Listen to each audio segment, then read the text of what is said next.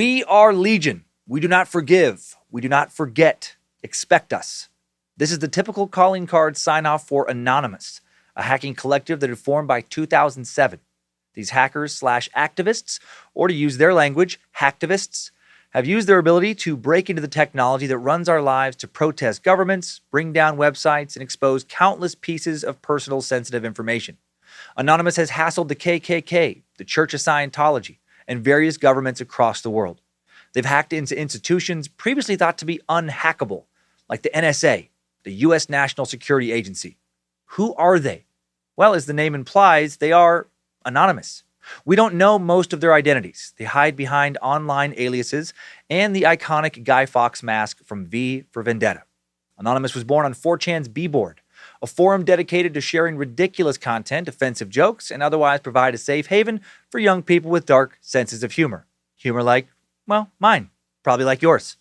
And from this community would bloom an ethos centered around protecting free speech, fighting government corruption, trying not to pay for copywritten movies and music, and sometimes fucking with completely innocent people just for some lulz. Anonymous has backed both revolutions and cyberbullying. Today, we will dig into the deeds and misdeeds of Anonymous, how they began, what they've done, also dive into the history of hacking. Who were the first hackers? How has hacking evolved over the years? What kinds of heists have some of the world's most talented and criminally minded hackers pulled off? Been listening to a lot of early 2000s techno this week doing the research.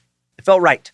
For the cyberpunk keyboard warrior, you may stop this individual, but you can't stop us all, hacker edition of Timesuck. This is Michael McDonald, and you're listening to Timesuck. You're listening to Timesuck.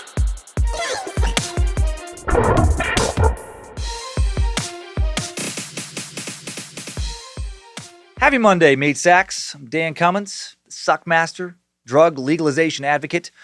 Maybe still don't do meth, though. Maybe easy on the heroin, though.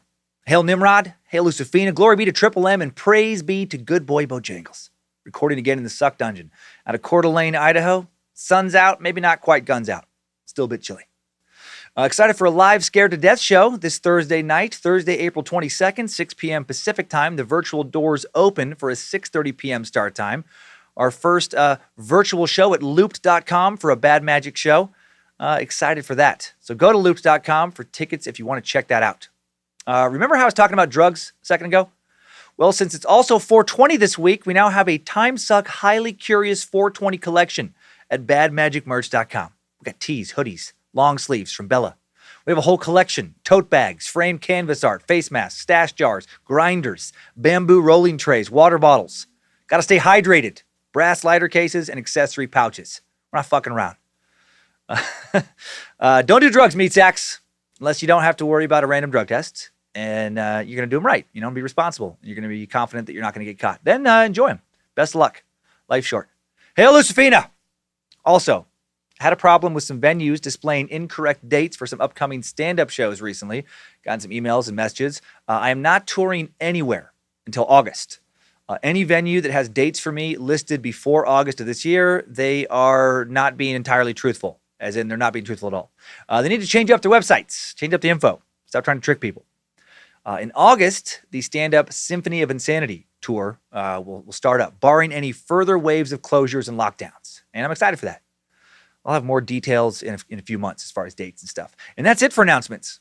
Now on to the story of Anonymous and the world of hacking.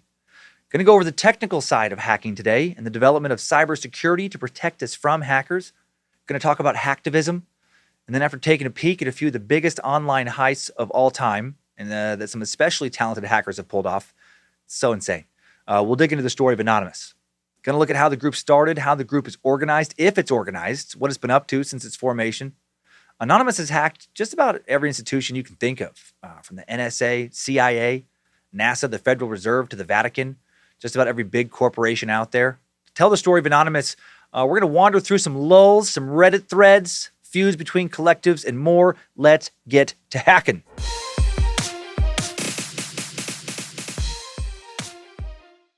Did you ever see that movie War Games with Matthew Broderick, Ali Sheedy? Two 80s acting giants. Came out in the summer of 1983. Broderick was only 20 when it was filmed. Classic 80s Cold War flick where Broderick plays David Lightman, a young hacker, Seattle high schooler, who unwittingly hacks his way into a giant U.S. military supercomputer program to predict a nuclear war against the Soviet Union and make sure the U.S. launches its nukes first. It was a big hit. Thinking at first he's playing an early online game, David Lightman is actually making the computer's AI think that the Russians are really attacking. And then, of course, he has to save the day. This young hacker must save the world from a nuclear apocalypse. In this movie, War Games, it introduced hacking to mainstream America. Introduced it to me. I don't remember a lot of moments from that movie. I saw it when I was in grade school. I do remember the impression it made on me. Shortly after seeing this movie, Papa Ward, Grandma Betty, they bought me an early computer, a Commodore 64. We didn't have internet access yet. Only super nerds could figure out how to get online in 1983. And they sure as shit weren't doing that from Riggins, Idaho, where cable hadn't even been laid. It was satellite TV or 3 channels over the airwaves that you got sometimes. The World Wide Web, most casual nerds like myself could figure out how to use, wasn't invented until 1990. The very first online game had only been played on ARPANET. Oh my gosh, ARPANET. There we go. Jesus Christ. The precursor to the internet. It's ARPANET. In 1980, 3 years before War Games. But when I saw the movie around 1987 or 1988, I wanted to hack. I wanted to somehow Matthew Broderick my way into Sarah Jessica Parker's vagina. Hail Lucifina! No, sorry. I wouldn't fantasize that for about a decade after War Games. First Wives Club? Bette Midler? May have watched it with my mom. May have enjoyed it more than I let on, since it was marketed towards middle-aged women. May have liked Sarah Jessica Parker's character a lot. Later, I would be jealous that Broderick was sleeping with Sarah Jessica Parker. In the mid-'80s, when I saw War Games, I didn't even know what a vagina was. I only knew girls made me anxious, and computers and video games made me happy. And I wanted to Matthew Broderick my way into the local bank. Siphon off just a few pennies a day from all of the accounts into my account. No big whoops. Who's going to miss a few pennies? Somehow from that become very, very, very rich. But how could I do that? How could I hack? I knew it had something to do with programming, so I started to teach myself coding. Not even joking. I didn't get very far. I learned enough in BASIC to make a ball bounce across the screen, and then I got frustrated by how many lines of code it would take to make one stupid-looking little pixelated ball bounce a little bit. And I gave up, and I went back to playing Airborne Ranger and Skate or Die. Never learned how to hack. Probably for the best. Probably best for everyone. What even is hacking? Hacking is the gaining of unauthorized access to data in a system or computer. That's the Oxford Dictionary definition. It is the activity of identifying weaknesses in a computer system or a network to exploit the security to gain access to personal data or business data. The term hack originated from MIT students, and at first it didn't even refer to computers. Way back in 1961, MIT's Tech Model Railroad Club hacked their high-tech train sets in order to modify their functions. I fucking love this. This is the nerdiest shit ever.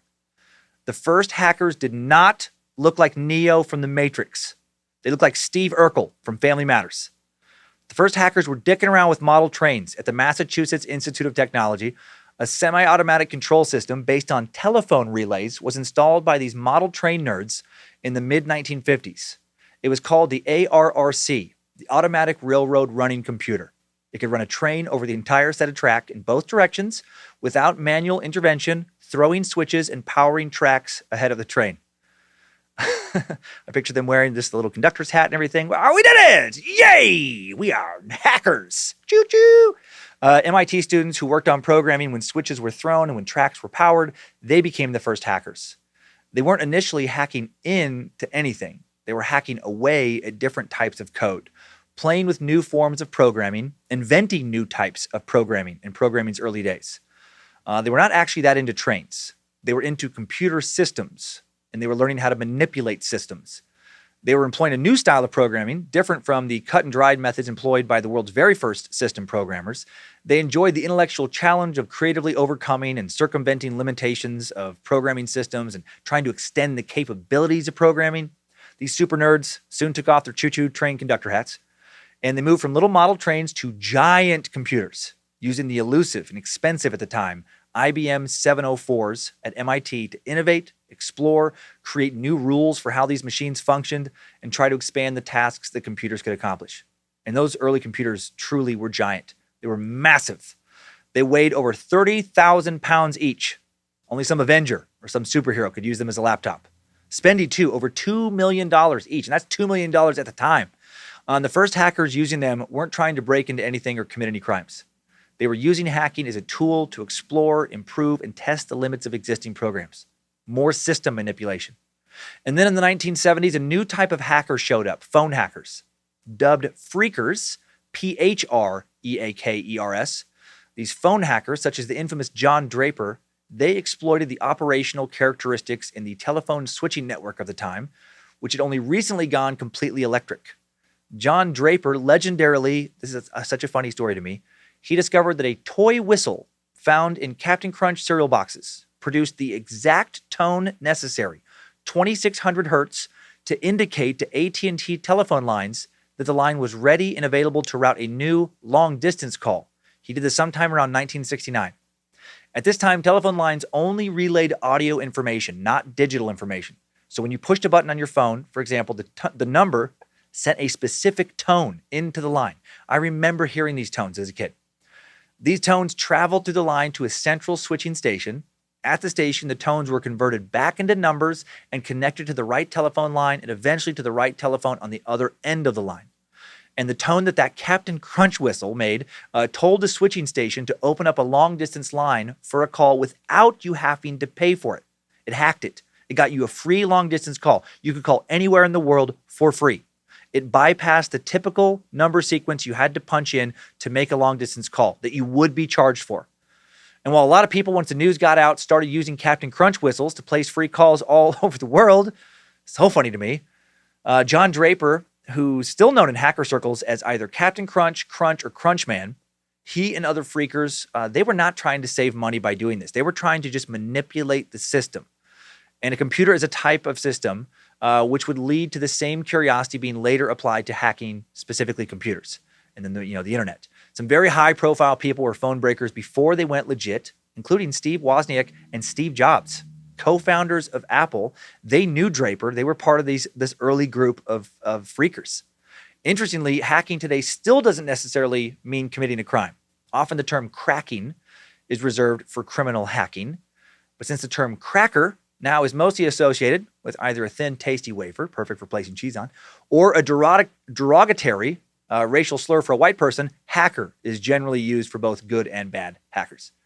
By the 1970s, the military potential for computers started to be realized. Now hacking got a bit more serious. These model-trained nerds at MIT were really working on artificial intelligence systems with all their fucking with track switches and such. And some of those early hackers would go on to work on the team that assembled the internet precursor network known as ARPANET. And ARPANET was funded by the Department of Defense as a means to link government offices across the nation. These early hackers contributed to the technological development of the military-industrial complex. Then in the early 70s, counterculture university students protesting hacker involvement in the Vietnam War would drive a lot of early hackers underground. It wasn't cool, man, to help the man. Interesting that a lot of the first hackers were not being hunted down by the government. They were being funded by the government. The military-industrial complex funded both the projects that would create modern hacker culture and produced the first anonymous shields for hackers to hide their identities when they secretly hired programmers in the 70s to continue to work for them clandestinely. Then in the 1980s, when with the new popularity of personal computers that had first entered the market in 1977, the modern hacker was truly born. The one Matthew Broderick would give a big screen mainstream face to. While there were still a large number of hackers interested primarily in tinkering with operating systems, a new breed emerged that was more concerned with personal gain. Instead of using their technological know-how for improving computers, they used it for criminal activities, including pirating software, creating viruses, and breaking into systems to steal sensitive information. Ian Murphy, aka Captain Zap, was the first hacker, called at the time a cracker, to be tried and convicted as a felon in 1981. Murphy broke into AT&T computers and changed the internal clocks that metered billing rates. People were getting late-night discount rates now when they called through at midday. Nice! Of course, the bargain seekers who waited until midnight to call long distance, they were now being hit with high bills. A big headache for AT&T. AT&T, the first corporation to really start to hate hackers. Right? The first to be fucked with, starting with Captain Crunch and his fellow phreakers, and now they got to deal with Captain Zap. So many captains to deal with. It was a hacking captain epidemic. In 1983, a group of 6 teenage hackers from Milwaukee, calling themselves the 414s, they hacked into 60 different computer systems, including the Security Pacific National Bank and the Los Alamos National Laboratory. Their story broke around the same time War Games came out. Got people really talking about hackers.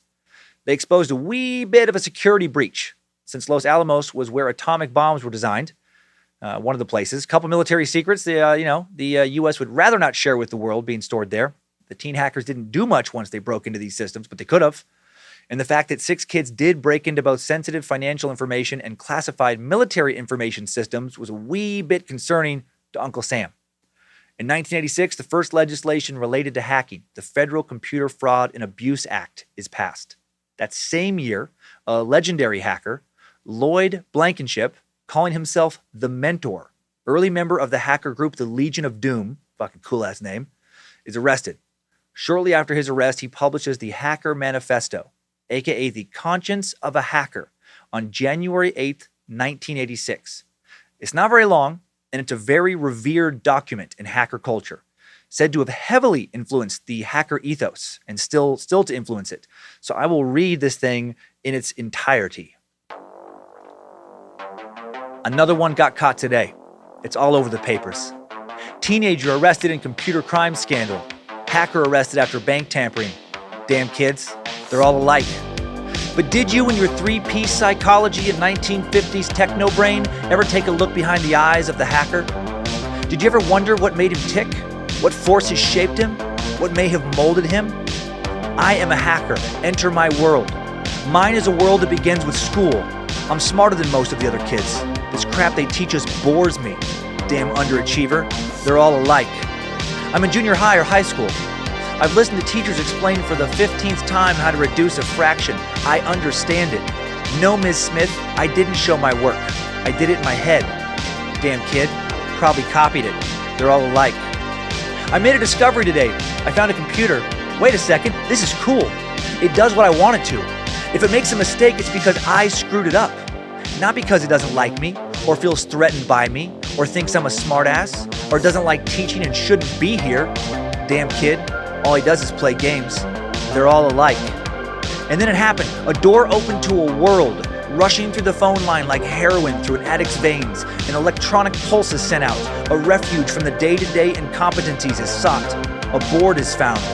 This is it. This is where I belong. I know everyone here, even if I've never met them, never talked to them, may never hear from them again. I know you all. Damn kid, tying up the phone line again. They're all alike. You bet your ass we're all alike. We've been spoon-fed baby food at school when we've hungered for steak. The bits of meat that you did let slip through were pre-chewed and tasteless. We've been dominated by sadists or ignored by the apathetic. The few that had something to teach us found willing pupils, but those few were like drops of water in the desert. This is our world now. The world of the electron and the switch, the beauty of the baud. We make use of a service already existing without paying for what could be dirt cheap if it wasn't run by profiteering gluttons and you call us criminals. We explore and you call us criminals. We seek after knowledge and you call us criminals. We exist without skin color, without nationality, without religious bias, and you call us criminals. You build atomic bombs, you wage wars, you murder, cheat, and lie to us and try to make us believe it's for our own good, yet we're the criminals. Yes, I'm a criminal. My crime is that of curiosity. My crime is that of judging people by what they say and think, not what they look like. My crime is that of outsmarting you, something that you will never forgive me for. I am a hacker, and this is my manifesto. You may stop this individual, but you can't stop us all. After all, we're all alike. Damn! Not gonna lie, that shit got my fucking blood moving when I found it. I was feeling some Rage Against the Machine vibes there. Sounds like something I'd like to write for Timesuck. Reminds me of my younger self when I wanted to tear everything down. Sometimes for the right reasons. Sometimes just because I didn't really understand how the world worked and just wanted to create chaos, make myself heard, make the world react to my destruction, right? Make it acknowledge my existence. I think this manifesto does sum up hacker ethos pretty well, including the ethos of Anonymous. Sometimes Anonymous has burned shit down to expose and or destroy corruption and punish those who have committed blatantly heinous crimes and actions. Other times they burn shit down just to watch it burn. So easy to read that manifesto and be like, fuck yeah, bro. Go hackers, go, get them, get the man, fuck the banks, fuck the government, burn it all. And then later, when you have your credit card and banking information stolen, and you're not able to buy groceries or pay your rent because some hackers wiped out your account, you're like, whoa, Neely, Hold up, hackers. Wait a minute. Not loving the hacking right now. I forgot that when you burn it all down, sometimes you get burnt. You get trapped in the fires yourself. And then when the bank and the credit company, and they help get your money back, and then the federal law enforcement agencies track down the hacker who stole it from you, and then you're like, get those fucking hackers. Fuck them. Get them. Yeah. A lot more fun to read about hackers' exploits than it is to be victimized by hackers. In 1988, in response to a growing number of hackers and security breaches, DARPA, the Defense Advanced Research Projects Agency, formed CERT, the Computer Emergency Response Team to address cybersecurity. In the 1990s, in an effort to crack down on a growing number of hackers committing computer-based crimes, the U.S. Secret Service begins launching sting investigations, conducting raids, and arresting a number of hackers. Trying to avoid conviction, members in the hacking community begin to inform on each other in exchange for immunity, which of course leads to further arrests. But even as law enforcement cracks down further and further on cybercrimes, the sheer proliferation of computers being sold in the marketplace means more and more and bigger opportunities for hackers, and their ranks swell. No matter how many they arrest, there are always other hackers continuing to hack. It's like the mentor said, right, in that manifesto. You may stop this individual, but you can't stop us all. Businesses, corporations, government facilities were now no longer being using isolated computer systems, but had moved on to large networks with massive interconnected servers that allowed them to do business more efficiently. It was a fantastic improvement on the previous way of doing business. These larger networks paved the way for today's massive e-commerce, industry. These larger networks were also, though, more vulnerable to hacking. New cyber attacks cost many organizations millions and millions of dollars each year, expose countless pieces of private and sensitive information. Since 2010, data breaches have exposed over 38 billion personal records and 40,650 data hacks in just the U.S. alone, according to the cybersecurity firm Risk-Based Security. And since there are roughly 327 million Americans, according to the latest census estimate, that means that the average person has had 116 of their accounts compromised over the past decade. Fucking hackers! It gets hard to really root for them, when you read about stuff like this. I mean, I think they're cool when I watch them in some movie like The Matrix, and I fucking hate them when I can't log into some app because I've had to change the password 5 times in the last 2 years, and I can't remember what the new password is, and I keep having to change the password because of cybersecurity, and cybersecurity exists because of hackers. While most hacks have led to small data breaches, there have been numerous mega hacks over the years as well. Several companies such as 7-Eleven, WhatsApp, Fortnite, I love Fortnite, reported security flaws in the past couple of years that could have exposed millions of customers' data. The extent of these hacks not been reported, but check out the numbers on some of these other big hacks whose reach was reported. 143 million records were stolen from Under Armour's MyFitnessPal app in 2018. That's a lot of payment information. In 2017, Equifax was breached to the point of affecting about 56% of all Americans, 147 million people. Hackers were able to get access to people's names, social security numbers, dates of birth, credit card numbers, even driver's license numbers. Equifax agreed to pay $700 million to settle federal and state investigations into how it handled the massive data breach. An email marketing company, River City Media, made headlines in 2017 for a hack that released 1.4 billion records. The company improperly configured a backup that accidentally placed their entire database online, which contained details like customers' IP addresses, names, even physical addresses. Currently, the title for the largest data breach in history goes to Yahoo, at least as far as we could tell. Yahoo first told the public in September of 2016 it had experienced a breach in 2014 that affected 500 million accounts at least. And then that December, Yahoo revealed that they had been a victim of an attack all the way back in 2013 that exposed at least 1 billion user accounts. Jeez. And this is obviously like worldwide. This number would increase when Verizon bought Yahoo in 2017, revealed the number of accounts compromised in the 2013 hack was more like 3 billion accounts. Can't believe that many accounts existed. Yahoo eventually agreed to pay $117.5 million to settle a class action lawsuit in April 2019 over how it handled communications around these hacks. A lot of fucking money to have to pay over some hacker bullshit. And these are just a few enormous hacks. There's so many others. Hacks happen all the time across the world on big and small scales. That doesn't mean, though, that all hackers have criminal intentions. The old school ways of hacking as a means of improving systems, still there, as well as vigilante hacking, Within the hacking community, hackers seem to separate themselves primarily into 5 different groups. There's a class of hackers that claim to use their powers only for good, ethical hackers, also known as white hats. Ethical hacking consists of identifying weakness in a computer system and or a computer network, coming up with countermeasures that protect the weakness. Ethical hackers get written permission from the owner of the computer system before hacking, protect the privacy of the organization, and report the weaknesses they find. Or they're hired by the owner of the system. The opposite of the white hat is the black hat, also known as a cracker, aka criminal hacker. And a cracker is a silly-ass white boy who needs to keep his fucking mouth shut. No, wait, sorry, that doesn't make any sense for me to say. No, a cracker is a hacker who gains unauthorized access to computer systems for personal gain. And most of the time, these are just, called hackers now again, making them cyber criminals.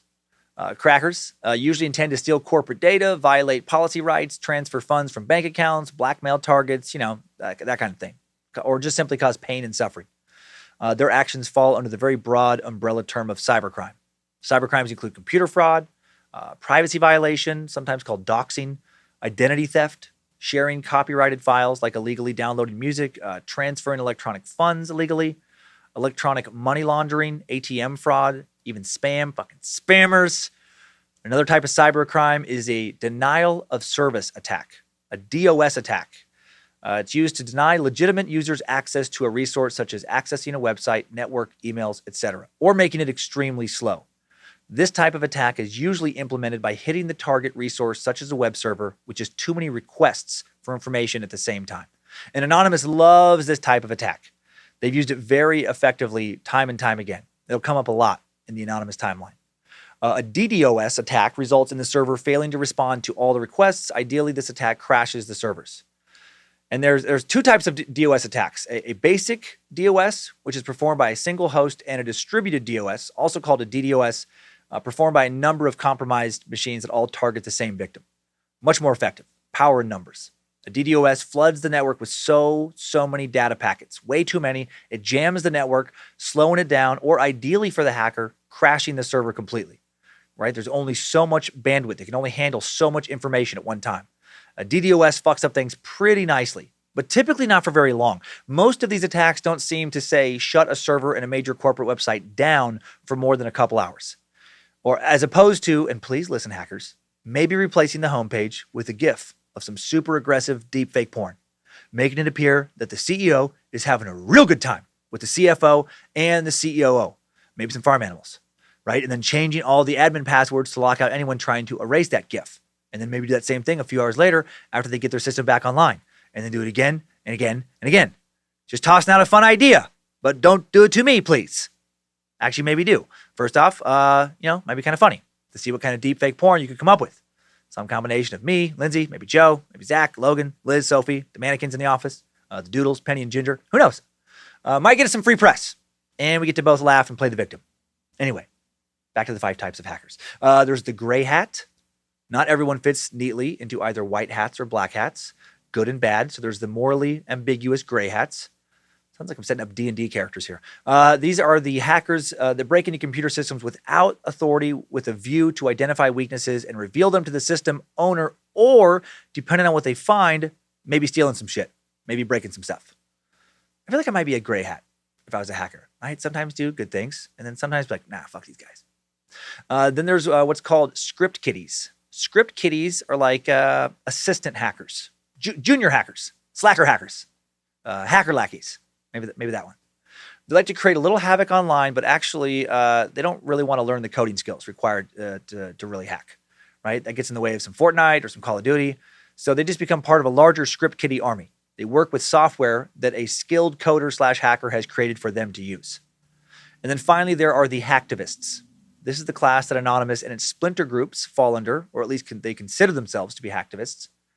Hacktivism is the act of using legal or illegal digital tools in pursuit of political ends, free speech, social messages, that type of thing. Hacktivists are usually motivated by human rights issues, or claim to be, and often hijack websites to display a message about their cause. Now that we've gone over the hacker types, let's say you would like to become a hacker, hopefully an ethical one, or at least a gray hat.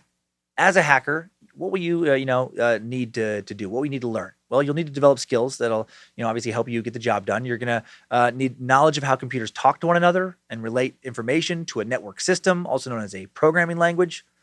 Different platforms have different programming languages. As an example, Visual Basic Classic 3, 4, 5, and 6.0. And then the successor to Visual Basic, visualbasic.net, are used to write applications that run on Windows. The most recent version on the .NET framework is Visual Basic 2019. It will be therefore illogical for you to learn how to program in Visual Basic if the program you're trying to hack into runs on JavaScript. Right? Once you know your way around how to program these different languages, some good social engineering skills can also help you hack. Social engineering is just a really nice way of saying being manipulative. How can you manipulate the user of a computer system into revealing confidential information that can be used to gain unauthorized access to the computer system? One example is just spam. How can you trick somebody into clicking a link? How good are you at tricking people into revealing passwords or downloading hacking code that will allow you access to whatever system you want to exploit? Here's an example of a little bit more involved social engineering than just getting somebody to click a link. Let's say you look into the company directory of some company on their website, and then you pick an employee that has the access you desire, and then you just straight up stalk them. You find them on social media. You find out where they live. You spy on them. You learn their routine. Maybe you sneak an infected flash drive into their laptop when they go to the bathroom that downloads some type of Trojan horse, worm, or virus onto their computer. Trojan horse is a program that allows you to attack the user's computer from a remote location, right, and control it. The program is usually disguised as something that is useful to the user. Once the user has installed the program, it has the ability to install malicious payloads, create backdoors, install other unwanted applications that can be used to compromise the user's computer, and so on. A worm is a malicious computer program that replicates itself, usually over a computer network. An attacker may use a worm to install backdoor entries on victims' computers to send spam emails, perform distributed denial of service attacks, or create opportunities for other malware to exploit. And finally, there are viruses. I'm sure you've heard of them. A virus is a computer program that attaches itself to legitimate programs and files without the user's consent. Viruses can consume computer resources, such as memory and CPU time. The attacked programs and files are said to be infected. And a computer virus may be used to access private data, display annoying messages to the user, corrupt data, even track the user's keystrokes, all kinds of stuff. And obviously, all of this is super illegal. And who are the folks looking to find and arrest these cyber crooks, putting all these viruses, worms, Trojan horses, and etc. out there? Well, you will be very surprised, I'm guessing, unless you are really knowledgeable about this subject. Initially, long before his career in reality television, the world's most successful cyber cop, really the first kind of, quasi-celebrity cyber cop, way before he had a reality show, was Dog the Bounty Hunter. Dog, real name Dwayne Chapman, went to MIT for 2 years before dropping out in 1973. He moved to the Silicon Valley, became one of those freakers. How fucking crazy is that? He and Apple co-founder Steve Wozniak were briefly roommates. They shared the same Cupertino apartment for about a month. Dwayne then went to work for Radio Shack shortly after the company was founded as a purchaser. While living in Columbus, Ohio, expanding the Radio Shack brand in the early 80s, he got real into hacking, rumored to have broken into Wells Fargo's primary servers, where some sources say he then moved over $100 million into several offshore accounts in the Cayman Islands. He was about to transfer the funds to Switzerland when the CIA caught him, is what the story says. They made him a deal: return the money, come work for us, or spend the rest of your life in prison. And the CIA allegedly told him, we want you to grow out your hair and bleach it, and mostly wear leather vests with no shirt underneath, and start wearing Oakley sunglasses all the time, like fucking all the time, especially indoors. And change your name to Dog, and start saying shit like Dog is God, spelled backwards, and born on a mountain, raised in a cave, arresting fugitives is all I crave. Does anyone still believe that Dog the Bounty Hunter had anything to do with hackers, right? That he was the first cyber cop, that he once went to MIT. God, I hope someone hit pause. After I said Dog the Bounty Hunter once cyber attacked Wells Fargo and stole over $100 million. And I hope that person is fucking telling everyone they know. Oh my God, did you know about Dog the Bounty Hunter's backstory? Before he had the bleach hair, before he was living in Hawaii. No, he was a hacker. He was like a hacker, and then he became like a cyber cop. No, the FBI is the lead federal agency for investigating cyber attacks and intrusions, followed closely by the Department of Homeland Security. Under the DHS, the Secret Service has a cyber intelligence section that works to target financial cyber crimes. The DHS created the Enhanced Cybersecurity Services, ECS, to protect public and private sectors in the U.S. The Cybersecurity and Infrastructure Security Agency approves private partners that provide intrusion detection and prevention services through the ECS. States have their own cybercrime units, as do many cities. None of them employ the computer programming savant, that is Dog the Bounty Hunter. Speaking of Dog, let's talk about some criminals before we get to our timeline. I love learning this. Two of the most criminally successful hackers ever. On January 8th, 2013, the Algerian hacker, Hamza Ben Dalij, it was hard to find a pronunciation of his name, aka BX1, he went by BX1, was arrested in Thailand and extradited to the U.S. after a 5-year international manhunt. Dude was on both the FBI and Interpol's 10 most wanted list, and he was only 24 years old when he was arrested. And because of a big grin he flashed, he looks like a super nice guy. When the press took a picture of him shortly after his arrest, big old grin, he was dubbed the smiling hacker. Hamza speaks 5 languages, used his linguistic skills in conjunction with his hacking skills to fuck with people all over the world. He's the co-creator of some real nasty malware called Spy Eye. And his malware infected over 60 million computers worldwide. And once a computer was infected, he and his Russian malware co-creator, Alexander Penin, aka the hacker Grybo Demon, could and did steal banking information that they would then use to drain someone's account with. On April 20th, 2016, Hamza was sentenced to 15 years in prison, 3 years of probation. His accomplice, Alexander, arrested at Atlanta's Hartsfield-Jackson International Airport in the summer of 2013, sentenced to 9 years, 6 months in prison. The U.S. Department of Justice, at their trials, estimated that these two, using their Spy Eye malware, had stolen approximately $1 billion. Hamza also rumored to have hacked into the Israeli government's official website, stolen valuable information, then gave that information to the Palestinian government. Rumored to have given $280 million to Palestinian nonprofits. No traditional in-person bank robber has ever stolen anywhere near that amount of money. And that's not even the craziest story of the two. There's the Carbonac cyber gang. This shit's even more ridiculous. From 2013 to 2018, using a series of malware attacks called Anunak and Carbonac, and then using some modified Cobalt Strike software turned into malware, this gang targeted financial transfers and ATM networks to steal, well over $1 billion. Cobalt Strike is actually a legitimate piece of software that's used to simulate cyber attacks. It's cybersecurity software, and these fuckers hacked the cybersecurity software and modified it to use it to pull off real cyber attacks that were very effective. Their leader, a man identified as Ukrainian Denis Katana, was arrested in Alicante, Spain, March 6, 2018. And check out one of the ways his gang would rob. On the evening of July 10th, 2016, in Taipei, Taiwan, it was pouring down rain. Most people were staying inside.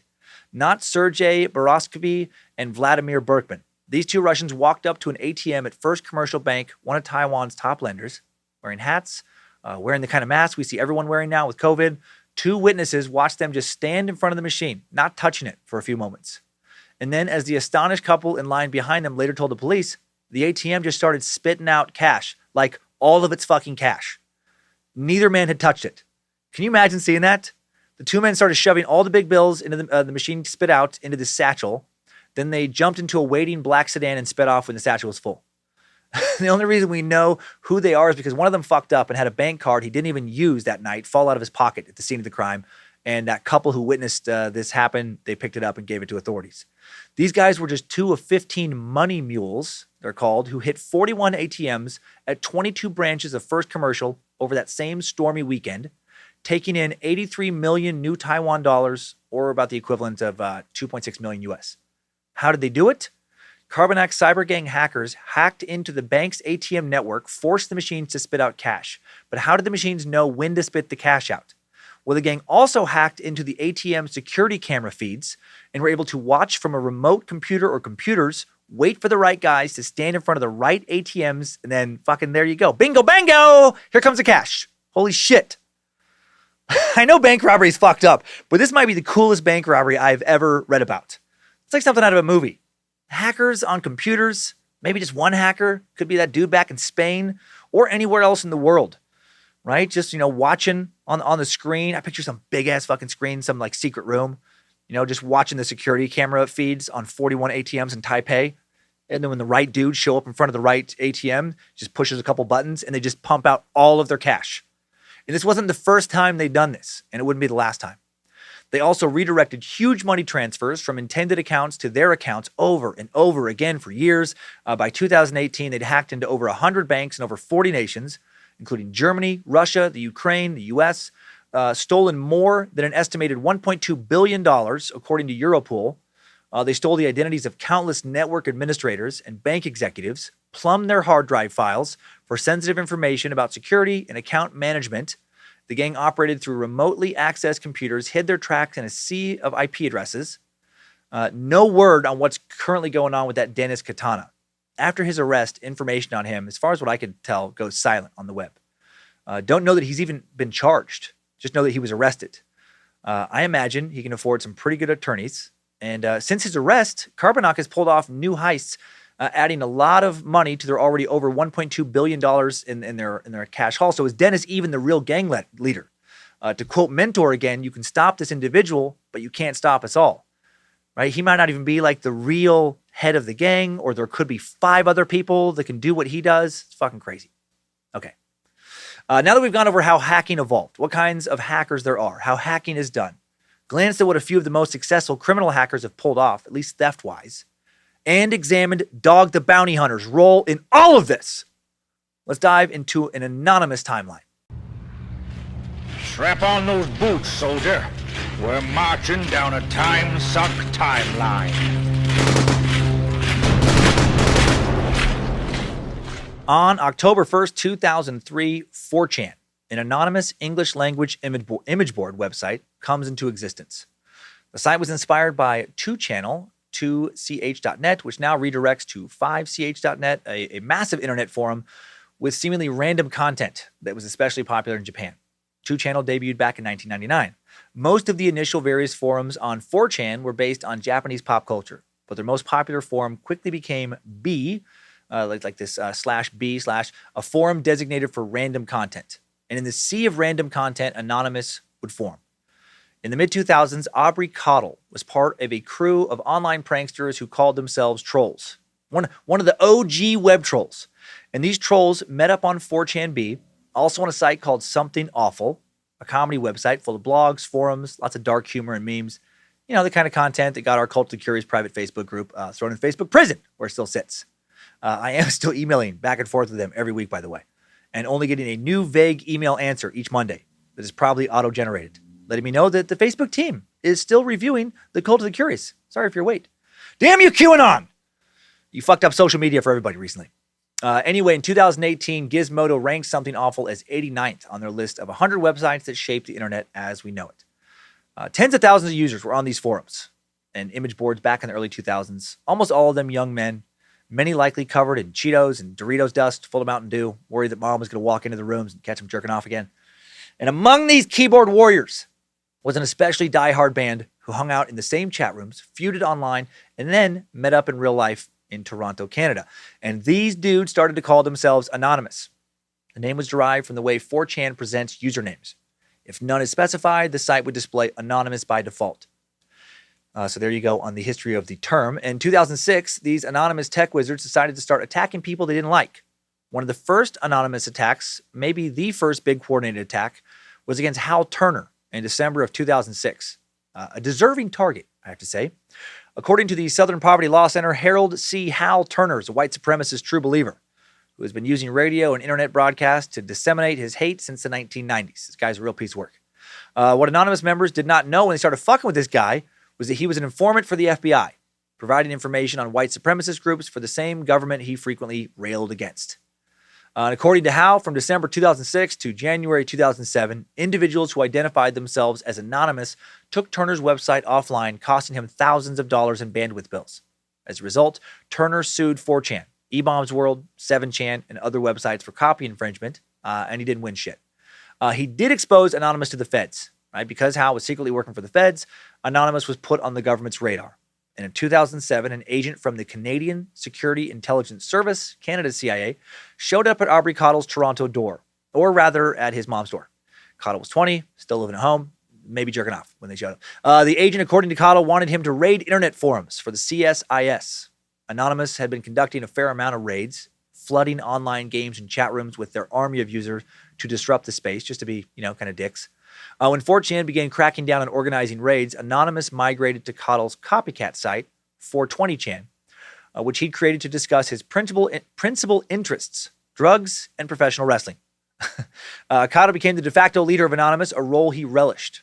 Karl turned down the CSIS's offer. Apparently, they didn't have enough on him to charge him with anything. They just wanted him to help them with some hacking. And then in late 2007, Anonymous set its sights on a new target to harass. On December 7th, 2007, the Canada-based newspaper, the Toronto Sun, publishes an article on one Chris Forcand. Forcand, who is 53, was charged with 2 counts of luring a child under the age of 14, attempting to invite sexual touching, attempted exposure, possessing a dangerous weapon, and carrying a concealed weapon. Anonymous knew about his illegal activities before the police themselves did. How? Well, this creepy diddler had tried to molest one of the young Toronto hacking members, and they made him fucking pay for it. Love it. The Canadian media group, the Global Television Network, identified the group responsible for Forcand's arrest as a self-described internet vigilante group called Anonymous. The article noted that this incident marked the first time that a suspected internet predator had been arrested as a result of internet vigilantism. So very cool. Hail Nimrod. By 2008, the infamous Guy Fawkes mask starts to show up in relation to Anonymous. Why do they wear this mask? Why did they choose it? Well, they chose it simply because they loved the movie V for Vendetta. And it is a great movie. Highly recommend if you haven't seen it already. The movie is a 2005 film adaptation of a dystopian fiction Alan Moore graphic novel. Alan Moore is fantastic.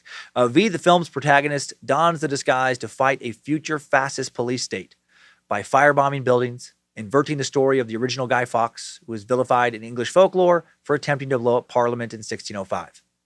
David Lloyd, the artist who illustrated the graphic novel the movie was based on, once told the New York Times that the mask was a great symbol of protest for anyone who sees tyranny.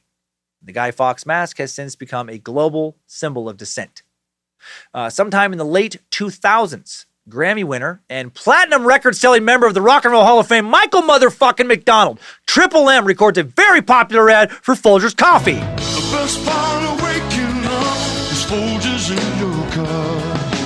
Some things you can count on to get you through your day. And Folgers Retro. It's one of my favorite things. Yeah.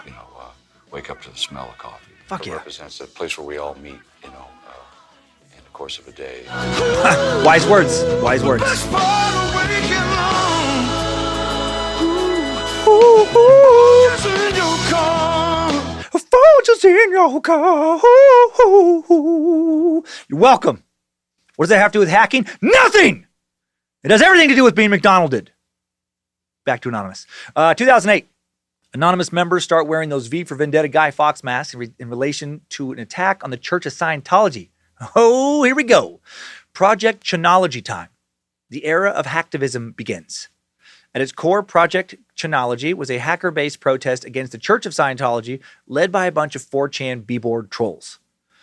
Things kicked off on January 14th, 2008, when a video produced by the Church of Scientology featuring an insane and unintentionally hilarious interview with Tom Cruise was leaked to the internet and uploaded to YouTube. Such a good video. I played a little excerpt from this video back in a suck I did on Scientology 4 years ago. In the video, music from Cruise's Mission Impossible, that film, plays in the background while Cruise makes various wild statements, like saying that Scientologists are the only people who can help you after a car accident, and that Scientologists are the only authority when it comes to how to get addicts off of drugs. Let's listen to a little bit of this nonsense. Exactly. Yeah. Being a Scientologist, when you drive past an accident, it's not like anyone else. As you drive past, you know you have to do something about it because you know you're the only one that can really help. But that's what drives me, is that I know that we have an opportunity and to really help. Totally. To really, what's that word? Help. That's what we do, Scientology. We just, it's heavy, we help stuff. I would think a paramedic is who you'd want to help you after you got into a car accident. Nope. Just call Tom Cruise. Here, one more clip from this fucking nonsense. So, have you met an SP? I looked at him, Never get tired of that laugh. you know, and I thought, oh, what a beautiful thing, because maybe one day it'll be like that. You know what I'm saying? Maybe Yeah. one day it will be that. Wow, SPs, like, they'll just read about those in the history books, you know? Oh, God. An SP is a suppressive person, by the way, suppressive person, Scientology speak. For anyone who doesn't think that the teachings of Scientology is the one and only true way to live. I'm a very suppressive person. An anonymous full of SPs. They're very suppressive. The Church of Scientology, not a fan of someone posting this video. They claimed that the footage was taken out of context and manipulated. It's just crazy. And then they slapped a copyright violation claim to get YouTube to take the video down. YouTube did take it down, and then someone from Anonymous re-uploaded it under a new name. You may stop this individual, but you can't stop us all. The video I just played was uploaded by someone with Anonymous in their channel name back in 2011. Anonymous formulated Project Chinology in response to Scientology trying to make this video go away. A member of Anonymous told the LA Times that as of February 4th, 2008, the group consisted of a loose confederation of about 9,000 people who posted anonymously on the internet. Anonymous members saw the copyright actions by the Church of Scientology as censorship. Given the church's long history with combating poor press, the members started to see themselves as a vanguard against Scientology's scorched earth legal moves. Members of Project Chinology said their main goal was to enlighten the Church of Scientology by any means necessary. They created a website that stated, "This will be a game of mental warfare. It will require our talkers, not our hackers. It will require our dedicated Anon across the world to do their part." Project Chinology's stated goals included the complete removal of the Church of Scientology's presence from the internet and to save people from Scientology by reversing the brainwashing. To do this, they organized a series of denial of service attacks against Scientology websites, as well as prank calls and something called, this would be so annoying if it happened to you years ago, black faxes. Black faxes are exactly what they sound like. A faxed full page of black ink, nothing left open. It takes a long time to print, right? It gums everything up and it wastes a ton of ink. And they can just do this to fax machines over and over and over again. Just make your fax machine, which a lot of times was tied to your printer, completely unusable. Super annoying, fucks up doing some business. On January 21st, 2008, individuals claiming to speak for Anonymous announced their goals and intentions via a video posted to YouTube titled Message to Scientology. A subsequent press release declares war against the Church of Scientology. In the press release, the group states that the attacks against the Church of Scientology will continue in order to protect the right of freedom of speech. They also wanted to draw attention to the financial exploitation of church members. A few days later, a new video titled Call to Action appears on YouTube. This is on January 28th, 2008. The video calls for protests outside of various Church of Scientology centers. And just a few days later, the protests began. On February 2nd, 2008, 150 people gather outside of a Church of Scientology center in Orlando, in Florida, protesting the organization's practices. And they wear those Guy Fawkes masks. Or otherwise, disguise their identities to protect themselves from reprisals from the church. Small protests also held in Santa Barbara, California, Manchester, England. Then on February 10th, 2008, about 7,000 people protest Scientology in about 93 cities worldwide. Anonymous holds another wave of protests against Scientology March 15th, 2008 in cities all over the world. People gather in Boston, Dallas, Chicago, Los Angeles, London, Paris, Vancouver, Toronto, Berlin, Dublin, many other cities. The global turnout estimated to be around 8,000 people. The Church of Scientology is under attack. And on March 28th, 2008, they may have fought back online. That day, JavaScript code was maliciously injected into the Epilepsy Foundation of America's web forums to generate animations that would trigger epileptic seizures. Wee bit fucked up. Ryan Foltz, a 33-year-old woman who suffered from pattern-sensitive epilepsy, clicked on a forum post with a legitimate-sounding title that day, then her browser window resized to fill her screen, which was then taken over by a pattern of squares rapidly flashing in different colors, and she had a seizure. An Anonymous was blamed for the attack. Members of the epilepsy forum claimed they found a thread in which the attack was being planned at 4chan. But 4chan administrators said they believed the attack was done by the Church of Scientology, who were trying to make it look like the attack was done by Anonymous to harm their reputation. It's a cyber war, baby! A third wave of protests against Scientology, or maybe fourth I'm up to now, takes place on April 12, 2008. Named Operation Reconnect, it aimed to increase awareness of the Church of Scientology's disconnection policy.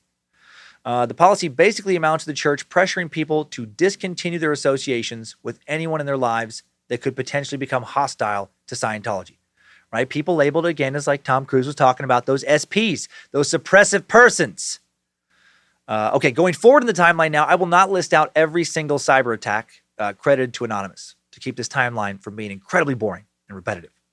Also, because of the nature of a hacking group like this, it is impossible to fully verify which attacks are in fact carried out by Anonymous, because some of these attacks could have been carried out by a different hacking group just claiming to be anonymous. There is still debate over how organized or unorganized this group is or has ever been. Has it primarily been one group of hackers coordinating attacks, or has it been a revolving door of random hackers hiding behind the Anonymous banner? We will never know for sure. Anonymous gets more press in September of 2008. Shortly after midnight on September 16th, the private Yahoo Mail account of former Alaska Governor Sarah Palin is hacked by a 4chan user. At this time, Palin was running, with John McCain for the 2008 presidential bid. She was the vice, presidential candidate. McCain had announced that he'd chosen Palin, on August 29th in Dayton, Ohio, making her the first Alaskan, second woman to run on a major U.S. party ticket. The hacker known as Rubico claimed he had read Palin's personal emails because he was looking for something that would, quote, derail her campaign. But he didn't find anything. Rubico reported that all he found was some personal stuff and some clerical stuff from when she was governor. Rubico claimed he used the Sarah Palin. God, I almost want to say Palin. He used the Sarah Palin Wikipedia article to find Palin's birth date, one of the standard security questions used by Yahoo. And a minute later, he'd taken over her account. And then he posted the account's password on 4chan's B-board. Rubico also posted screenshots from the account to WikiLeaks. So he didn't actually accomplish anything as far as political derailing, but, people were scared that it was so easy for him to hack into a high-profile person's account. In 2009, in January, hackers claiming to be anonymous find another interesting target, a California teenager named McKay Hatch, who ran a website against profanity called the No Cussing Club. This is just silly. Hatch's home address, phone number, other personal information was spread across the internet. Over the following years, his poor family received hate mail, obscene phone calls, and frequent deliveries, mostly of pizza and pornography. This poor kid. I would love to think otherwise, but had I had the talent to hack and been a teenager in 2009, I would have absolutely used my hacking skills to do shit like send porn to some other teen who I just didn't like. Some teen who started a club called the No Cussing Club. I wonder if he ever finally cussed when more and more porn and pizza just kept showing, up at his door. Pizza delivery. Oh, gosh dang. 5th time today. Oh, my heck. What is it now? Hey, McKay. I got 3 extra large meat lovers. That'll be $35. Oh, flippin' heck, Peter. Golly darn well I didn't order these. Heavens to Betsy. Oh, no. What are these magazines laying in front of the door?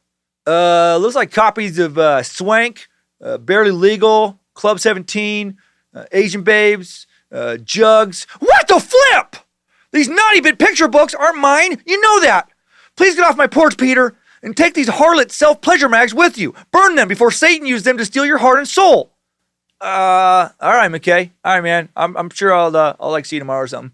And then 20 minutes later, pizza delivery. Oh, corn nuts! This is the 6th time today. What is it? Hey, McKay. Hey, Rodrigo. Hey, I got 3 medium Hawaiians, 4 extra large, it's cheese stuffed crust, 17 orders breadsticks, a dozen liter Dr. Pepper. It's going to be $185. Ah, fudge me in the face, Peter! Rodrigo, I don't even know who I'm at. I'm so discombobulated. Gee whiz, I'm flippin' peeved. Oh, no. Why are there more Dirty Bits magazines out here? What even are these? Rodrigo? These look like copies of Asian Fever, Black Inches, Big Titties and Small Holes, Bound and Gagged, Man Shots, Cum Slappers, Dirty Britches, and Naughty Bitches. God damn it, Peter! I'm losing my motherfucking mind with all this porn and pizza! Or Rodrigo! Fuck Rodrigo! Fuck Peter! Fuck Anonymous! Fuck everybody in their tight-shaved assholes! Oh, gosh dang!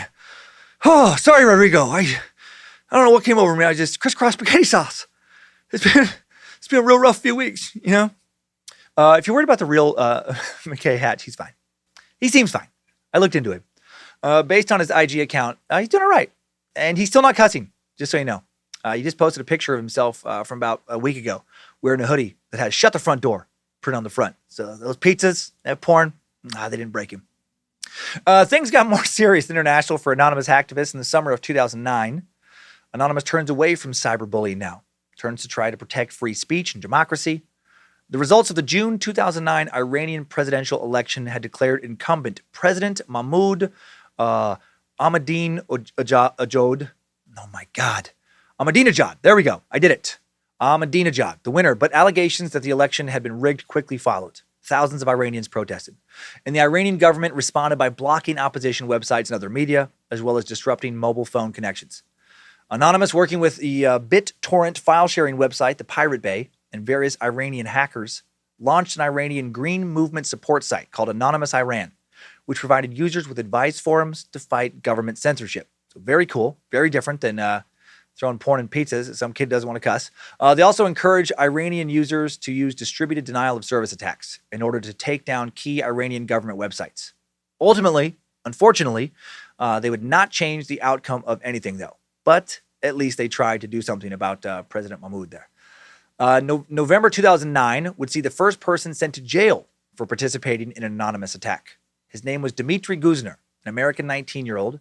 Guzner was arrested after a YouTube video of a real-life protest that mentioned his internet handle, Andy, caught the attention of federal authorities. The FBI and the U.S. Secret Service worked together to identify Andy as Guzner. They searched his home in Brooklyn, found one of those Guy Fawkes masks. He pled guilty to unauthorized impairment of a protected computer in November of 2009 and was sentenced to 366 days in a U.S. federal prison. Cyber attacking Scientology is what got that guy in trouble. Tom Cruise loving it. On February 10th, 2010, Anonymous launches Operation Titstorm. Hail Lucifina. Not making up that name. Such a great name. God, it sounds like something DJ Iceberg would say to promote some kind of, live wet t-shirt contest. It's so big. Yeah, that's just the tip. DJ Iceberg. Hey there, rock listeners. Join me, DJ Iceberg, down at the Three Amigos Bar and Grill in the corner of East Sprague and Helena this Friday night at 9 p.m. for Operation Titstorm. It's a wet t-shirt contest, and I'll be the judge. Motorboat bribes accepted and appreciated. The winner gets a Three Amigos, $100 gift certificate, and 2 tickets to Lucky Jack's Casino next Saturday night to watch Striper!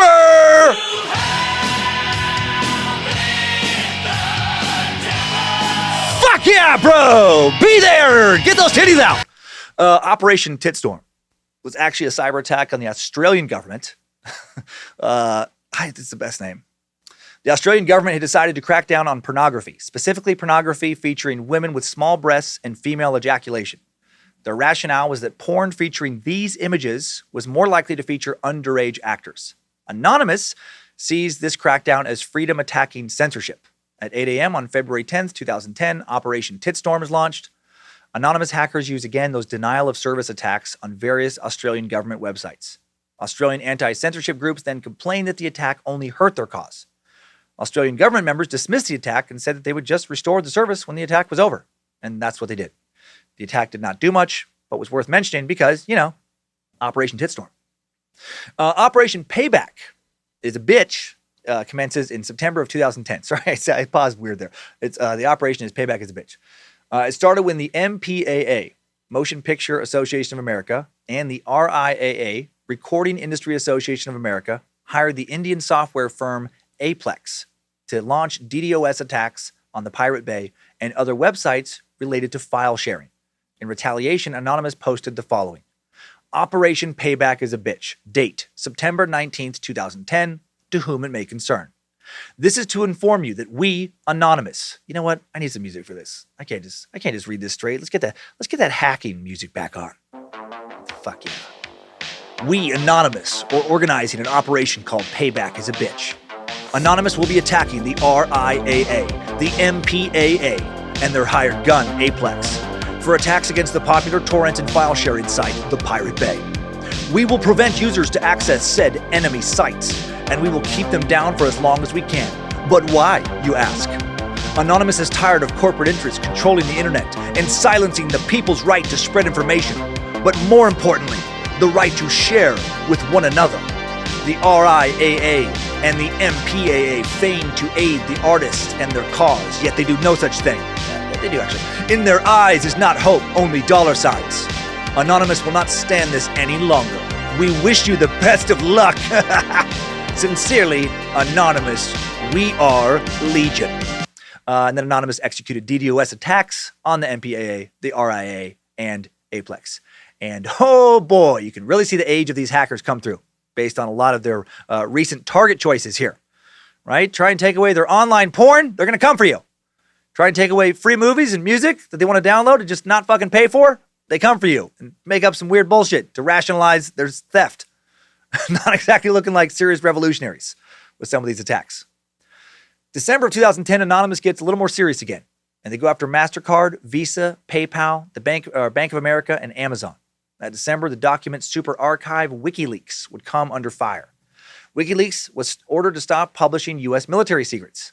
And when they didn't, MasterCard, Visa, PayPal, the Bank of America, Amazon, all blocked charitable donations to their site. In response, Anonymous announced its support for WikiLeaks, and then Anonymous launched DDoS attacks against these companies. Due to the attacks, both MasterCard and Visa's websites were taken down on December 8th. Anonymous also launched Operation Avenge Assange, an attack that brought down his Swedish prosecutor's website. This was done in response to WikiLeaks founder Julian Assange's arrest in London. December 17th, 2010, the Tunisian Revolution, also known as the Jasmine Revolution, begins in Tunisia. This would be a big moment for hacktivism in the world. Demonstrations started because of high unemployment, food inflation, corruption, lack of political freedom, and poor living conditions. An intensive 28-day campaign of civil resistance included a series of street demonstrations that led to the ousting of longtime President Zine El Abidine Ben Ali. Following these demonstrations, Tunisia would have free elections. The protests inspired similar actions throughout the Arab world in a chain reaction that would become known as the Arab Spring movement. And Anonymous would play an important role in the regime changes to come. Starting on January 2nd, 2011, websites for the Tunisian Stock Exchange and the Tunisian Ministry of Industry were brought down by anonymous DDoS attacks. The Tunisian government had tried to restrict the internet access of its citizens. Anonymous was not having it. By the 6th, Tunisia had arrested a variety of bloggers and cyber activists who had been critical of its government. Protests followed, culminated in the fleeing of President Ben Ali on January 14th, 2011, ending the Tunisian Revolution. This was a victory, and Anonymous really helped. This was huge. Ali would be sentenced in absentia to life imprisonment and would die in exile in 2019. On January 26, 2011, the Egyptian government became Anonymous's next target. Efforts started with the intention of removing Egyptian President Hosni Mubarak from power. When the government blocked their citizens from accessing Twitter, Anonymous brought down Egyptian government websites with DDoS attacks. The sites remained offline until President Hosni Mubarak stepped down. He would do so on February 11th, another victory that Anonymous had a hand in. During the protests that led to his resignation, Anonymous provided protesters with documents required to take down the incumbent government, as well as distributing digital care packages that had, among other things, Tor, used to access the dark web, and a grease monkey script to avoid proxy interception by the government. They also aided in passing information about the protests in and out of the country. The revolutions in Egypt and Tunisia were the first in what would become the Arab Spring.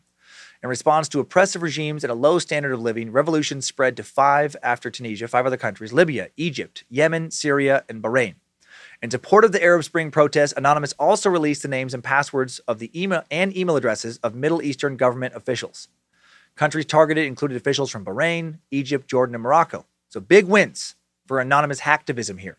They weren't just fucking around with teens who didn't like profanity. They weren't just going after people who wanted to take away some of their sweet porn. They were also helping topple autocratic regimes. Right now, they're looking like true revolutionaries again. In 2011, hacking groups like Anonymous are big news. They seem invincible. Hacking proliferates. Members of Anonymous go off to form splinter groups like the infamous LulzSec. LulzSec would become notorious for successfully breaking into a number of corporations and police servers, disabling government security sites, stealing sensitive information such as credit card details, and defacing commercial websites. On the weekend of February 5th, 2011, Anonymous flexes its power yet again. Aaron Barr, the chief executive of the IT security firm HB Gary Federal, announces that his firm has successfully infiltrated Anonymous and is going to take them down. He says he will reveal his findings at a later conference in San Francisco. And he done did poke the bear. Oh, shit. He done did poke the wrong fucking bear. whole legion of bears wearing Guy Fawkes masks. And they will tear him to shreds. In retaliation for Barr's claims, Anonymous hacks the website of HB Gary Federal, replaces the welcome page with a message stating that Anonymous should not be fucked with. Then Anonymous takes control of the company's email. They dump 68,000 emails from the system, erase additional files, take down their phone system. The documents they leaked revealed sensitive information. Among the documents was a PowerPoint presentation entitled The WikiLeaks Threat. HB Gary was trying to figure out how to attack WikiLeaks. Their plans included cyber attacks, disinformation, getting journalists to deny their support for WikiLeaks. Anonymous is pissed off. They loved WikiLeaks. Anonymous then personally attacks Aaron Barr by taking control of his Twitter account and posting his home address and social security number for anyone who wants to see it. Anonymous also clogs up HB Gary Federal's fax machines for weeks with those black faxes. Then they make a series of harassing and threatening phone calls to the company. To make it all end, Aaron Barr resigns on February 28th. He didn't take down Anonymous. Anonymous took him down. They fucking destroyed his career. Back in 2011, Anonymous was at the height of their power. They were certainly not to be fucked with. Anonymous announces their intent to attack Sony websites on April 20th, 2011, in response to Sony's lawsuit against a man named George Holtz. Holtz was a hacker and a hip-hop artist and software engineer. Sony's PlayStation Network banned user GeoHot, who was Holtz, for jailbreaking and modifying his PS3 console. GeoHot attracted Sony's attention by posting info about how to mod PS3s to the internet. Sony fires back with a libel lawsuit. Sony had gained access to the IP addresses of all the people who visited George Holtz's blog. Anonymous didn't like that. They said it was a violation of free speech and internet freedom. Throughout April, the PlayStation Network and various Sony websites are brought down via organized DDoS attacks. It took a number of weeks until the PlayStation Network was operating normally again. Cost them an untold amount of money. June 12th, 2011, there was another DDoS attack on the website of the Spanish police, starting at 21:30 GMT. Anonymous claimed responsibility the following day, stating that the attack was a direct response to the Friday arrest of 3 individuals alleged to be associated with acts of cyber civil disobedience attributed to Anonymous. The site was down for approximately an hour as a result of their efforts. On June 5th, 2011, Operation Malaysia began as the group launched attacks on 91 websites of the Malaysian government. This was in response to the Malaysian government's censorship of websites like WikiLeaks and the Pirate Bay, fighting that old censorship fight, right? Also advocating for the illegal downloading of copyrighted music and movies. Anonymous continues to vacillate back and forth between, being revolutionaries and being just angsty teens who just don't want to pay for their fucking movies. In early August, Anonymous hacks the Syrian Defense Ministry website, replaces it with the vector image of pre-Ba'athist, that flag, a symbol of the pro-democracy movement in the country. They also put up a message supporting the 2011 Syrian uprising and call on members of the Syrian army to defect and protect the protesters. Again, no change came from this, but they tried to help. Got to give them some points there. That same month, the Bay Area Rapid Transit in San Francisco shuts down cell service in an attempt to disconnect protesters demonstrating against the recent shooting of 2 men by BART police and prevent them from assembling. Anonymous would intervene.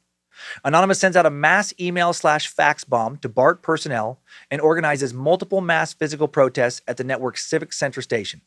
Anonymous also hacks the BART website, releasing the personal information of 102 BART police officers, as well as account information for about 2,000 customers. Also in August 2011, in an event dubbed Shooting Sheriff Saturday, Anonymous hacks into 70 mostly rural law enforcement websites and releases 10 gigabytes of leaked information in response to other police shootings. The name likely a reference to the song I Shot the Sheriff by Bob Marley. On August 16th, 2011, they're busy. Anonymous launches Operation Pharisee. This time, the target is the Vatican and the Pope's official websites. The goal? To protest sexual abuse at the hands of priests and the Catholic Church's cover-up of this abuse. Nice name, since Pharisee can mean a self-righteous hypocrite. The attack lines up with the Catholic Church's World Youth Day event, which was held that year starting on August 16th in Madrid, Spain. But Anonymous would not be successful. The Vatican had hired a cybersecurity company called Imperva to protect their networks. Despite a barrage of 34 times the normal traffic from Anonymous's denial of service attacks, Imperva manages to keep Anonymous from doing any damage. And who was running Imperva at that time? Dog the fucking bounty hunter. No, he's busy tackling meth abusers in Hawaii for A&E. On August 23rd, 2011, Anonymous expresses support of the Occupy Wall Street movement with the video post on YouTube. From September 17th on, Anonymous and Anonymous supporters cover the movement on Anonymous-related blogs.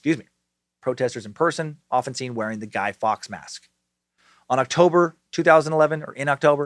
Anonymous campaigns against child pornography. Their specific target was users of child pornography protected by anonymous hosting techniques. This is called Operation Darknet. They temporarily take down 40 child porn sites and publish the usernames, I fucking love this, of over 1,500 people frequenting one such website. They write, if the FBI, Interpol, or other law enforcement agencies should happen to come across this list, please use it to investigate and bring justice to the people listed here. Love it. Like a lot of people, these hackers are all about protecting individual liberties until you start diddling kids or consuming content based on kid diddling. Then, well, fuck your liberties. Too bad Anonymous could not take down Jeffrey Epstein. After a few more cyber battles, Anonymous wrapped up 2011 and then kicked off 2012 with a bang. In January, Anonymous hacked the website of the California Statewide Law Enforcement Association to protest police brutality. Anonymous released the names, addresses, and phone numbers of members of the California Association. They also posted credit card information taken from the association's online gift store. They called it Project Mayhem. And they posted the following as their reasoning. California police have a notorious history of brutality and therefore have been on our hit list for a good minute now. The CSLEA would call them terrorists for their actions. And I gotta say, not a big fan of this hack. They didn't do any research to find cops with multiple complaints of brutality. They just unleashed all the names they found. They just threw odds are a lot more good cops than bad cops under the same bus. And I know many of you disagree with my law enforcement stance and issues like this or instances like this, and I've made it clear before, so, I'll move on for the moment. January 19th, 2012, Operation Mega Upload begins. This time, Anonymous is protesting Hong Kong's closure of the file-sharing service Mega Upload after Hong Kong authorities arrested 4 workers. Anonymous DDoS is the websites of UMG, a company that was suing Mega Upload. They also crashed the websites belonging to the U.S. Department of Justice, the U.S. Copyright Office, the Federal Bureau of Investigation, the MPAA, Warner Brothers Music, the RIAA, the French HADOPI, an acronym for a French government organization I'm not even going to try to pronounce today. The U.S. House of Representatives had also just recently passed the Stop Online Piracy Act, and Anonymous was pissed. Also, the U.S. Senate was working on the Protect Intellectual Property Act. How dare the U.S. government protect the intellectual products of people like, me? Not at all behind Anonymous's continued stance on piracy. Just buy your fucking movies. Just buy your music. Just buy comedy albums, you assholes. Right? It costs money to make that shit. And this is coming from a former chronic shoplifter. All right? It's stealing whether you do it in a store or you do it online. Come on, it's no different. January 21st, 2012, a series of DDoS attacks on the Polish government websites take place. Anonymous was allegedly furious that members of the Polish government had recently wanted to start meeting indoors, to no longer live in caves in the forest or under bridges. They wanted to learn how to read, write, try and use computers. JK, gosh dang. No. Via their Twitter account, Anonymous stated the attacks had been revenge for the upcoming signing of the anti-counterfeiting trade agreement by the Polish government. Once again, they are attacking legislation aimed at protecting intellectual property. They targeted the Polish Prime Minister, the President, Ministry of Culture and National Heritage, and they shut down numerous websites. Anonymous went after the police's websites, the Internal Security Agency, Ministry of Foreign Affairs. They shut down the websites of a number of Polish political parties. The ensuing media coverage brought Anonymous a lot of attention. The attention increased when Anonymous blacked out popular Polish websites entirely on the 24th, a whole bunch of them. The attacks did lead to Poland abandoning the legislation, but it was passed in numerous other nations. It really didn't do much other than just fucking harass Poland for no reason. On February 6, 2012, Anonymous breaks into the mail server of the Syrian Ministry of Presidential Affairs, and they gain access to some 78 inboxes of Bashar al-Assad's staffers. Embarrassingly, one of the passwords commonly used by Assad's office was 12345. Nice. A few months later, in July 2012, Anonymous would give over 2.4 million Syrian government emails to WikiLeaks. 4 days later, Anonymous fucks with the CIA. On February 10th, 2012, Anonymous claims responsibility for taking down the CIA's website for more than 5 hours. Doesn't seem they were able to steal any documents, not that the CIA would tell us if they did. just able to crash the site with those DDoS attacks. And then 2 weeks later, some members of Anonymous are arrested. Anonymous now had poked the wrong bear. Not likely to fuck with the CIA and embarrass it and get away with that. On February 28th, Interpol announces they've arrested 25 suspected members of the hacking activist group Anonymous in Europe and South America. And within hours, Anonymous strikes back, shutting down Interpol's website for a moment. Again, though, no documents were stolen as far as we know. No damage caused, at least there's no damage that they're letting us know about. So possibly not much of a victory, just another flex. On March 7, 2012, Anonymous once again turns their eyes towards the Vatican. They go after the Vatican's main website. They launch another DDoS attack. They do knock the website down, but it's back up later the same day. And then Anonymous would go after the church again. 5 days later, they strike the Vatican site on March 12, 2012. Bring it down for a few more hours. Another DDoS attack. They also hack into Vatican Radio, gaining access to Vatican Radio, their database. What did all this accomplish, though? Did it expose any pedophile priests? Sadly, no. The majority of their cyber attacks don't actually do any lasting damage. They're just super fucking annoying. They just irritate whoever the target is. A for effort on this one, though. 10 days later, on March 22nd, Anonymous launches a more serious attack.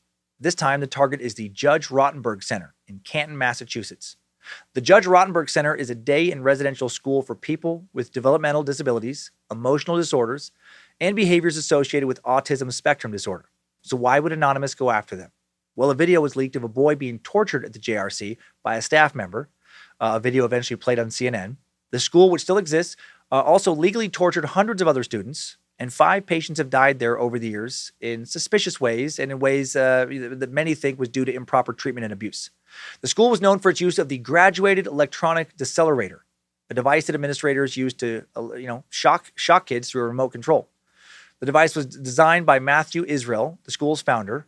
Anonymous made a YouTube video to reveal that the center and all their affiliates were now in their sites. Anonymous then hacked the JRC's website, publicly posted the names and addresses of JRC's sponsors, lobbyists, lawyers, and supporters, as well as the founder and principal himself. They didn't get the place closed down, but guessing they did get this school to pay a lot more attention to how they treat patients going forward. In April 2012, Anonymous hacks 485 Chinese government websites, almost 500 sites, to protest the treatment of their citizens. They urge people to fight for justice, fight for freedom, fight for democracy. 2012 would also see sites run by India, Quebec, Cyprus, Australia, Myanmar, the Philippines, Japan, and more hacked. On August 13th, 2012, Anonymous hacks 2 Uganda government websites to protest the country's strict anti-gay laws. Anonymous posted the following message on Prime Minister Amamba Mbabazi's website. Gotta get my techno music going again. Your violations of the rights of LGBT people have disgusted us. All people have the right to live in dignity, free from the repression of someone else's political and religious beliefs. You should be proud of your LGBT citizens, because they clearly have more balls than you will ever have. Real Ugandan pride is demonstrated in standing up to oppression despite fearing the abuse, torture, and murder inflicted on LGBT at the hands of your corrupt government. So, hail Nimrod. Sadly, homosexuality is still illegal in Uganda. Check this. This is so fucking barbaric. People found guilty of any of the 3 different charges for homosexuality, which just include being in a homosexual relationship with another consenting adult, can be punished and are punished with life in prison. So absurd. Sadly, Uganda is backwards as fuck in many ways. Anonymous would once again return its sites to Hong Kong in fall of 2012. The hacktivists attack Hong Kong's National Education Center in mid-September, which had established a moral and national education curriculum for children from 6 to 18 years of age. The new syllabus came under heavy criticism and international media attention because it was frankly a whole bunch of bullshit. It didn't grade students based on how much factual information they learned. Instead, students were graded based on the level of their emotional attachment to the Communist Party of China. Nice. Many, both in Hong Kong and in the international community, accused the curriculum of being nothing more than brainwashing because, that's what it is. Critics thought it was a plot by the Chinese government to indoctrinate the city's youth into unquestioning support of the CCP. And they thought that because that's what it was. Anonymous found this to be in violation of free speech and freedom of expression. They leaked classified government documents, took down the National Education Center's website, revealing all of this in a video posted to YouTube. Anonymous's final act of a very busy 2012 was to repost the names, addresses, and emails of prominent members of the Westboro Baptist Church. Hail Nimrod! Those fucking idiots. They did this on December 16th, responding to the WBC's plans to picket the funerals of the victims of the Sandy Hook Elementary School shooting. And they were going to protest that because they are pieces of shit. Then Anonymous hacked the church's website, found church members' personal social media accounts, and started a whitehouse.org petition to get the WBC legally termed a hate group. Well done, Anonymous, doing some good shit again, instead of just trying to get free music and movies. On January 13th, 2013, the website belonging to the Mexican Army is hacked by Anonymous. All the information found on the hacked servers is disclosed, including usernames and passwords. Once again, Anonymous claims to be retaliating against an oppressive government who had gotten power illegally. January 2013, the group attacks and defaces the U.S. Sentencing Commission website. In a manifesto left on the defaced page, the group demanded reform to the American justice system and what the activists said are threats to the free flow of information. And then they crashed the website. All this was done in protest of the suicide of Reddit co-founder and activist Aaron Swartz. This is a sad story. Schwartz was accused of stealing materials from the Massachusetts Institute of Technology with the intent to distribute them freely. Aaron Swartz, very interesting, very impressive guy. Seemed like he was never really a kid. He was a genius right out the gate. While kids his age were finishing potty training, he was reading full books as a toddler. In 1999, when he was just 13, he created the website theinfo.org, a collaborative online library. He was just 14 years old when he started working on creating RSS feeds. Just 14. And this podcast, and every podcast you listen to, makes it from a host server to your device thanks to an RSS feed. Each podcast has a unique RSS feed, so thank you, Aaron Swartz. Hail Aaron Swartz. When other RSS feed creators realized one of their colleagues, an important colleague, was a 14-year-old, they were shocked that he had been such an integral part of the project. He would speak at computer conferences as a teen, not as a passing attraction, but as a legit inventor who was pushing technology forward. He would have to stand on boxes to reach the podiums. Even standing on a box, his computer would still cover his face. He was just a kid. Schwartz was one of the early architects of Creative Commons and a developer of the Internet Archive's Open Library, a free book database, and a digital library open to the public. Big believer in just sharing education, right? That's such a fucking cool thing.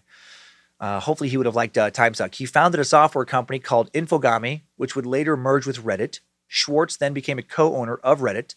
Schwartz played a significant role in making government and academic data available to the public, and he would suffer greatly for his efforts. In 2011, Schwartz was accused of using an MIT computer system to download numerous academic articles from the online archive JSTOR. JSTOR charges money for academic papers. I have an account. I use JSTOR for Timesuck research. Schwartz didn't like this information existing behind a paywall. He argued that the people who wrote the papers, who did the research, rarely saw a penny of the money that JSTOR made, and he decided that all of JSTOR's information should be free for everyone. And then JSTOR actually decided, once he got caught for this, to not pursue charges against him. JSTOR even asked the government not to prosecute him, but they did anyway. Schwartz would be made an example of, especially given the recent rise of cybercrime. And I think this is super fucked up. If JSTOR had wanted to press charges, well, then you get what you get, right? It's not your decision to decide if a private company should have their information be out there for free or not, right? That's their choice. But in a non-violent theft situation, if the person or entity you have taken from, in this case JSTOR, makes it very, very clear that they do not want to press charges, that they do not want charges to be, pursued against you, then I think the government should back the fuck off. If the adult victims do not feel victimized, then how hurtful is the crime really? Why pursue criminal charges? But they wanted just to make an example of him. Schwartz would pay for the sins of other hackers. He was indicted by federal prosecutors for 13 felony charges. One of the brightest, most productive minds of our time, now looking down the barrel of several decades in federal prison. Prosecutors, bent on heavily punishing Schwartz, refused all of the settlement offers that did not include jail time. They required Schwartz to plead guilty to felony charges. The case was pending when Schwartz died at age 26 on January 11, 2013. His girlfriend would find him dead in his apartment. The cause of death, hanging, apparently a suicide. In the weeks leading up to his death, it seemed as though he was looking at 35 years in prison and around $1 million in fines. And if he really was going to be given 35 years in prison, how truly fucked up right? Dude released academic information to the public. Why was it even an option for him to get more prison time than many who have committed murder or rape, armed robbery, etc.? Our justice system in so many ways is fucking absurd. His family and supporters accused overzealous prosecutors and the excessive charges he faced of driving him to suicide. Taryn Steinbrickner Kaufman, Schwartz's girlfriend at the time, would say, I believe that Aaron's death was caused by a criminal justice system that prioritizes power over mercy, vengeance over justice, a system that punishes innocent people for trying to prove their innocence instead of accepting plea deals that mark them as criminals in perpetuity.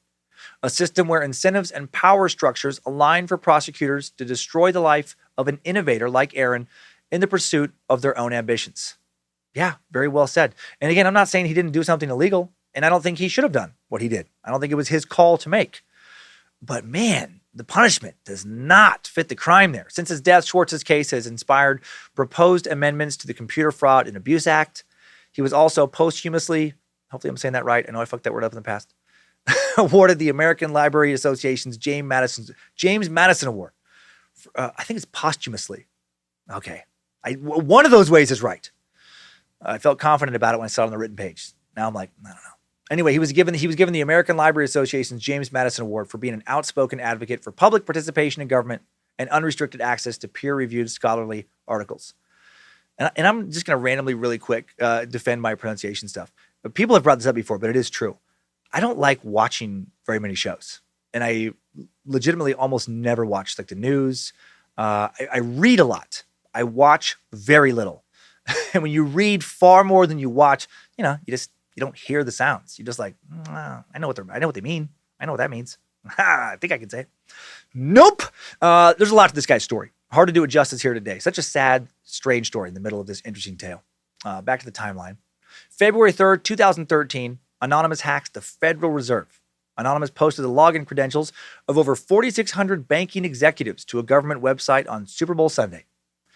The page with the URL file name, Oops, We Did It Again, remained accessible until early the following morning.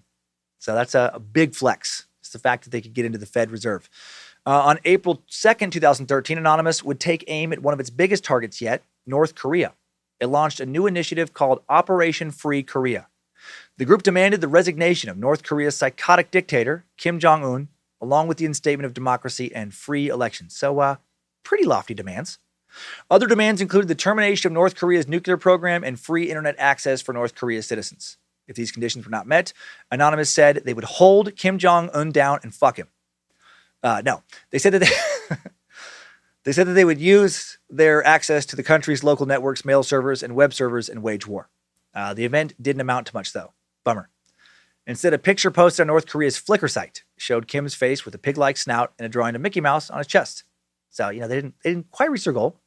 The text beneath the image read, "Threatening world peace with ICBMs and nuclear weapons, wasting money while his people starve to death." Would have been one of the most incredible events of the past several decades, if not the past century, if the hacking group would have taken down the North Korean government. Maybe it'll happen in the future. Maybe more revolutions will be fought online. I think they will. On June 7th, 2013, Anonymous hacks the National Security Agency of the United States. Yep, they hacked fucking NSA. The documents they stole and released were mostly related to PRISM, code name for a scary surveillance program and supporting operations. Mostly date from around 2008, not long after PRISM was initiated. PRISM was essentially a covert collaboration between the NSA, FBI, and many major telephone and computer companies like Verizon, Microsoft, and more. PRISM allowed the government unprecedented access to your personal information for at least 6 years, access that the government probably still has. Did Anonymous stop this from happening? No, but they did at least expose it. So A for effort again. I've had a hard time deciding where I stand on surveillance issues like this. On the one hand, they can stop major acts of terrorism before they happen. But on the other hand, right, in the wrong hands, they could allow a totalitarian regime to just fucking own you. I see both sides. But today, I got to say, I stand on the side of get the fuck out of my business, Uncle Sam. The cons of surveillance, I feel like, outweigh the pros. Right? It just allows for way too much governmental power and control. And then in the name of public safety, right, surveillance like this degrades our freedom substantially. No thank you, big government. Thank you, Anonymous, for trying to at least expose us. November 5th, 2013 would mark the first Million Masks March on Guy Fawkes Day. It was a show of Anonymous's real physical numbers and the numbers of their supporters as people flooded the streets of London in anonymous mass. Kind of. They didn't really flood the streets. They showed up. The numbers were not overwhelming. No article seemed to reference the number of protesters because I think it would just kind of leave you with I thought it was going to be more than that. Based on some BBC footage, it looks like maybe a couple hundred people showed up in London. I'm thinking the real hackers stayed at home, right? Why risk arrest? These gatherings have continued each year on Guy Fawkes Day in cities worldwide. The goal of all this, as stated on a UK Million Mask March Facebook page, was to see positive change in the world. They wrote, "We have seen the abuses and malpractice of this government and governments before it. We have seen the encroaching destruction of many civil liberties we hold dear. We have seen the pushes to make the internet yet another part of the surveillance state. We have seen the government's disregard for migrants, for the poor, the elderly, and the disabled. We have seen the capital, profit, and greed of the few put before the well-being of the many, and we say enough is enough. And one more thing, McKay Hatch, if you're seeing this, more pizza, more porn's coming to you, you no-cussing motherfucker." Now, they didn't say that last part, but they said the rest of it. That reference to surveillance state, it's pretty scary, right? It makes me think of The Matrix, Orwell's 1984. Don't want to give Uncle Sam the means to become Big Brother. Yeah, definitely feeling more and more against government surveillance. Yeah.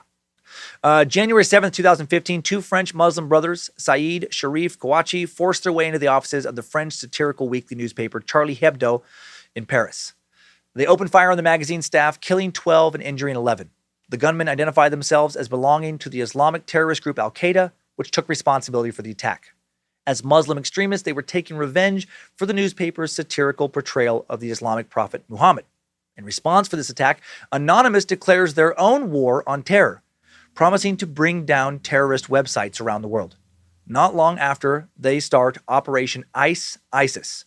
Since ISIS shared the same goals as Al-Qaeda and were a much larger organization at the time, and they stated, ISIS, we will hunt you, take down your sites, accounts, emails, and expose you.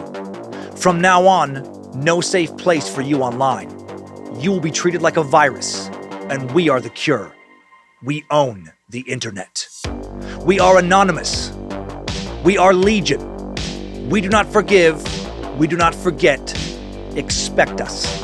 And it appears they did fuck things up a bit for ISIS, right? Anonymous successfully exposed the name and addresses of some ISIS recruiters in the months that followed. They shut down the social media handles of an estimated several thousand members of ISIS. In February of 2015, then they go after pedophiles again. They go after the international pedophile rings in a mission named Operation Death Eaters. One of their targets was Jeffrey Epstein. Sadly, they did not take him down, or anyone else, it looks like. July 17th, 2015, an anonymous member in a Guy Fawkes mask is shot and killed by a Royal Canadian Mounted Police officer.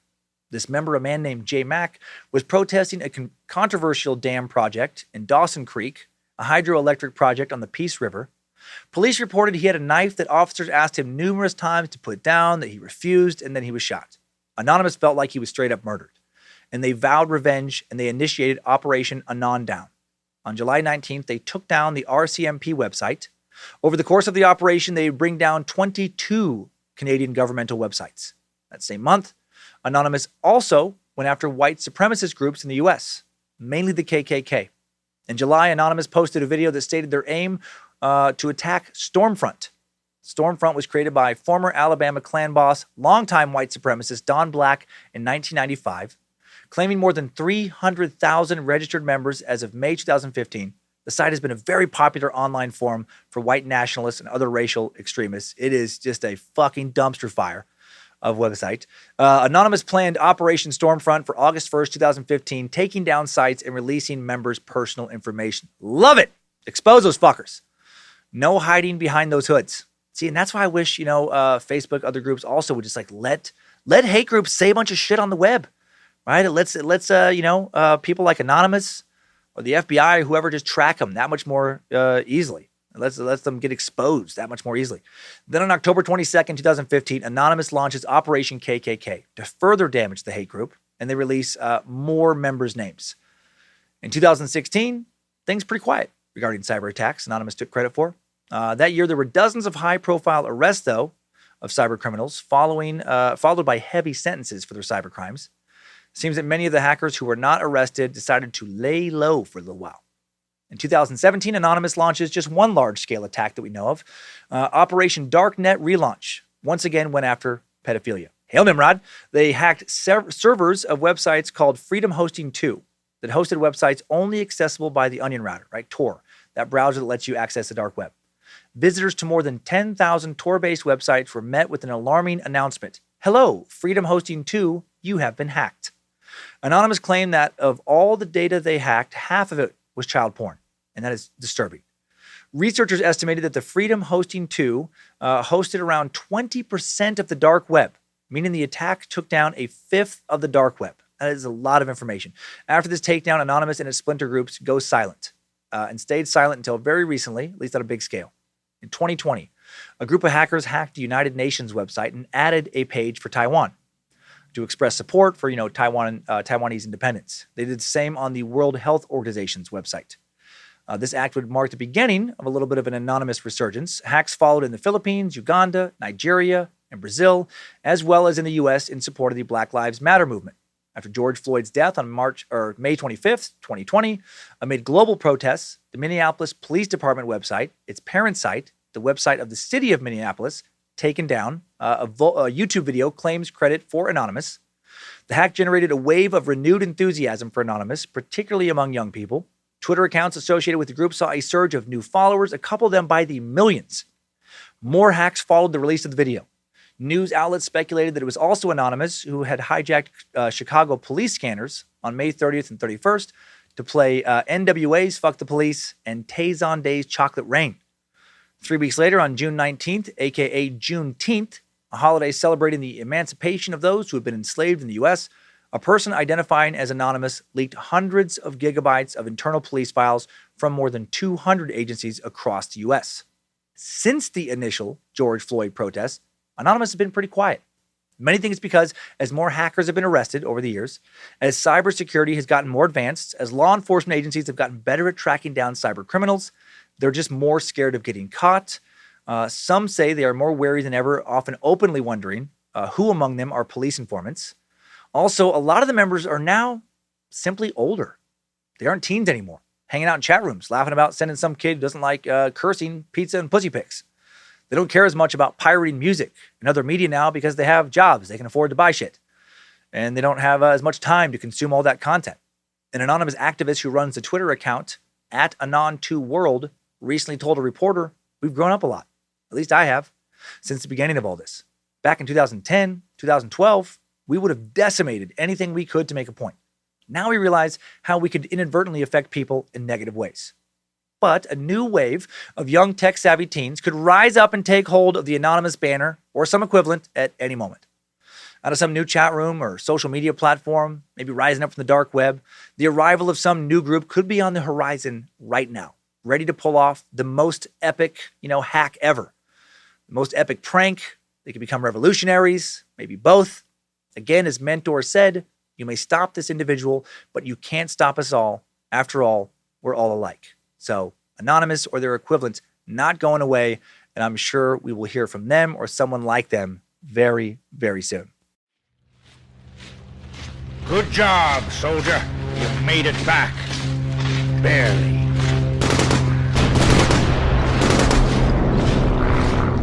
Anonymous. What an interesting organization, right? I have some final thoughts about who they are really and more. Before I share those, I am sorry about this. I know we already had a sponsor break. One last sponsor for today. Today's Timesuck is brought to you once again by DadWatch, a 501(c) nonprofit dedicated to solving dad-related crimes. DadWatch stands for Dads Are Disappearing Where All the Corpses Hide. And now, DadWatch has a cyber division. Hi, I'm Dan Cummins, DadWatch founder. Did you know that a lot of dads are doing creepy shit online? Our research has found that 99% of dads are watching online porn. And the other 1%, they just can't figure out where to find it. And that's fine as long as the porn is legal.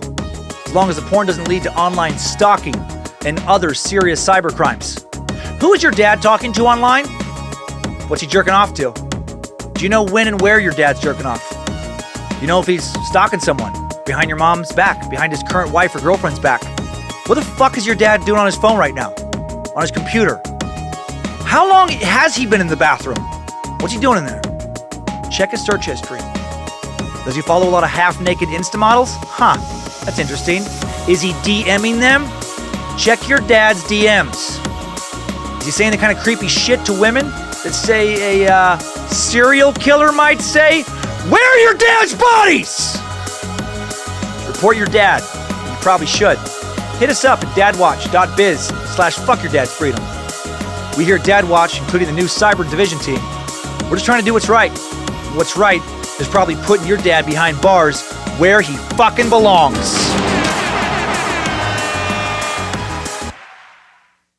Big thanks to Dad Watch. They've been a great sponsor. Back to Anonymous now. Who are they?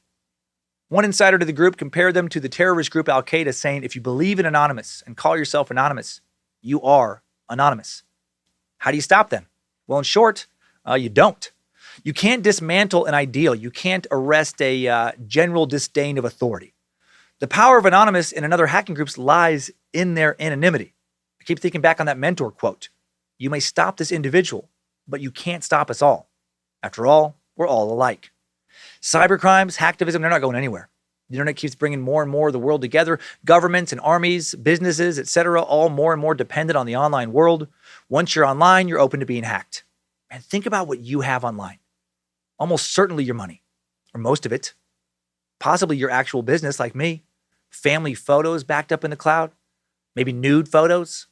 So many contacts, phone numbers, addresses, your social security number, your financial transaction history, your home address, your medical records, your education records, your criminal records. If you have a security system with video, at your house, somebody could be watching you at your home.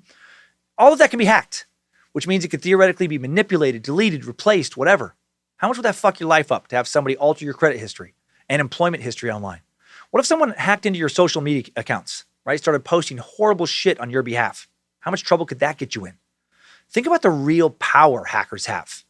Think about that Carbonac cyber gang I talked about earlier. Hacking into ATMs, making them spit out cash at the right moment, taking over bank transfers, rerouting funds, stealing well over $1 billion. How long until some group that powerful and savvy with tech focuses less on robbing banks and more on, say, launching missiles, as more and more militaries, right, move their weaponry online? Hackers so powerful, they're only going to get more powerful as time goes on. And one of the biggest early hacking conglomerates that showed the world a glimpse of what that power can look like will always be Anonymous. Anonymous changed the world. They helped topple regimes, expose pedophiles, expose hate groups all online. And it all began in a 4chan B-board where some teens from Toronto who wanted to fuck with people they didn't like online, maybe send pizza and porn to their house, right? They didn't always go after the right targets. That's bound to happen when you have a large, loosely organized group with no leader. They're an enigmatic organization. Quinn Norton, a journalist and hacker expert at Wired Magazine, wrote of Anonymous in 2011, I will confess up front that I love Anonymous, but not because I think they're heroes. Like Alan Moore's character V, who inspired Anonymous to adopt the Guy Fawkes mask as an icon and fashion item, you're never quite sure if Anonymous is the hero or anti-hero. The trickster is attracted to change and the need for change, and that's where Anonymous goes. But they're not your personal army. And when they do something, it never goes quite as planned. The internet has no neat endings. I like that summation. Anonymous the trickster.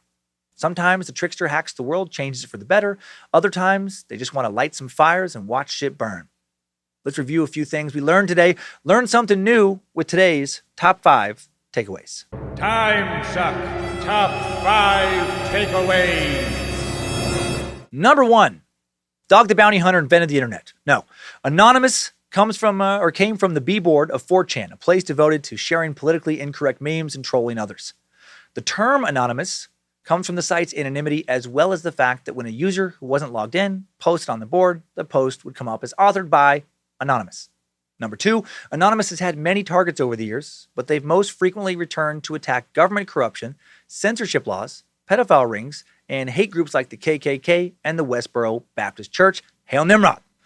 This comes from their devotion to free speech, democracy, and their belief that everyone should be able to access the internet freely. Arguably the most success they've ever had was with the Arab Spring protests, in which people across the Middle East were protesting corrupt governments and poor quality of life. Number 3, the Carbonac cyber gang. These hackers have made off with over $1.2 billion in heists, largely through hijacking online money transfers and taking over ATM networks. On one July 2016 weekend in Taipei, they took over 41 ATMs at 22 branches of First Commercial Banks, making those ATMs spit out 83 million new Taiwan dollars, or about 2.6 million US dollars. Not cool. I mean, it is theft, but also pretty fucking cool. Number 4. No Cussing Club founder McKay Hatch has to still be pissed about all that pizza and porn. Corn nuts! What the flip? Number 5. New info. Arguably the biggest hack in history happened back in 2012, and it wasn't pulled off by Anonymous. A hacker group thought to come from Iran, calling itself Cutting Sword of Justice, claimed responsibility. In August of 2012, a technician working at the Saudi Arabian oil company, aka Saudi Aramco, clicked the wrong spam link and infected his computer with the nasty Shamoon virus.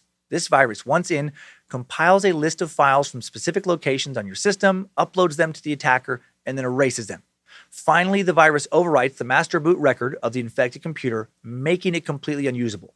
Basically, this thing gives sensitive data stored on your network's devices to the hacker and then just fucking obliterates the devices.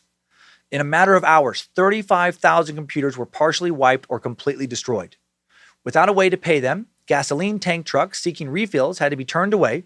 Saudi Aramco's ability to supply 10% of the world's oil was suddenly at risk. The entire company had to move offline for months. No internet, no corporate email, no office phones. Employees wrote reports on typewriters. Contracts passed around with inter-office mail. Lengthy, lucrative deals needing signatures were faxed one page at a time. The company temporarily stopped selling oil to domestic gas tank trucks for over 2 weeks. They went to a new offline system of storage when they did return to computers, and they bought so many external hard drives, they created a worldwide external hard drive shortage, and the hackers were never caught. The Cutting Sword of Justice said they did it to strike at Saudi Arabia's ruling al-Saud regime in response to crimes and atrocities that took place in various countries around the world, especially in Syria, Bahrain, Yemen, Lebanon, and Egypt. The company never revealed how much this attack cost them, but it listed in a variety of sources, or it is listed, as the single most devastating cyber attack of all time. Timesuck Top 5 Takeaways. Anonymous in the world of hackers has been sucked. So glad my computers were not hacked when putting this together. Please do not hack me, Anonymous. Come on. Listen, I'm on your side. Look at I play this music sometimes. I listen to techno. Come on, I'm cool. I know we don't see eye to eye on everything, but I know I made fun of you for some things, but I gave a lot of credit for some of the cool things you did. If you're gonna go after me, just send porn and pizza. Please don't destroy my websites or computers. Thank you to the Bad Magic Productions team for all the help in making Timesuck again. Queen of Bad Magic, Lindsay Cummins, Reverend Dr. Joe Paisley, the script keeper Zach Flannery, Sophie Fax, Sorceress Evans, Bit Elixir, Logan, Art Warlock, Keith, running badmagicmerch.com. Thank you to you for continuing to listen to this show. I am very grateful for that. Thanks to all those who have joined the new Cult of the Curious private Facebook group. Maybe the old one will come back. Glad so many subgroups have formed. The Cult of the Curious is like Anonymous. You may shut down one of our Facebook pages, but you can't keep shutting all of them down. You kind of can, but it's hard because we'll keep coming back, and you probably can't stop us all. At least it will be difficult. I like their quote better. Thanks to Liz Hernandez and her all-seeing eyes keeping the Cult of the Curious alive online. Thanks to Beefsteak and the Mod Squad and Jesse, Becky, and Cody running wild on Discord. We are still alive, on Discord. Thanks to all the spacers playing Timesuck trivia on the app. Now that I'm recording in advance, it doesn't make a lot of sense to list scores. But congrats to Bodhi Sunyata for winning round 9. 2-time champion. Next week on Timesuck, we stay on the internet and we go full fucking wackadoodle.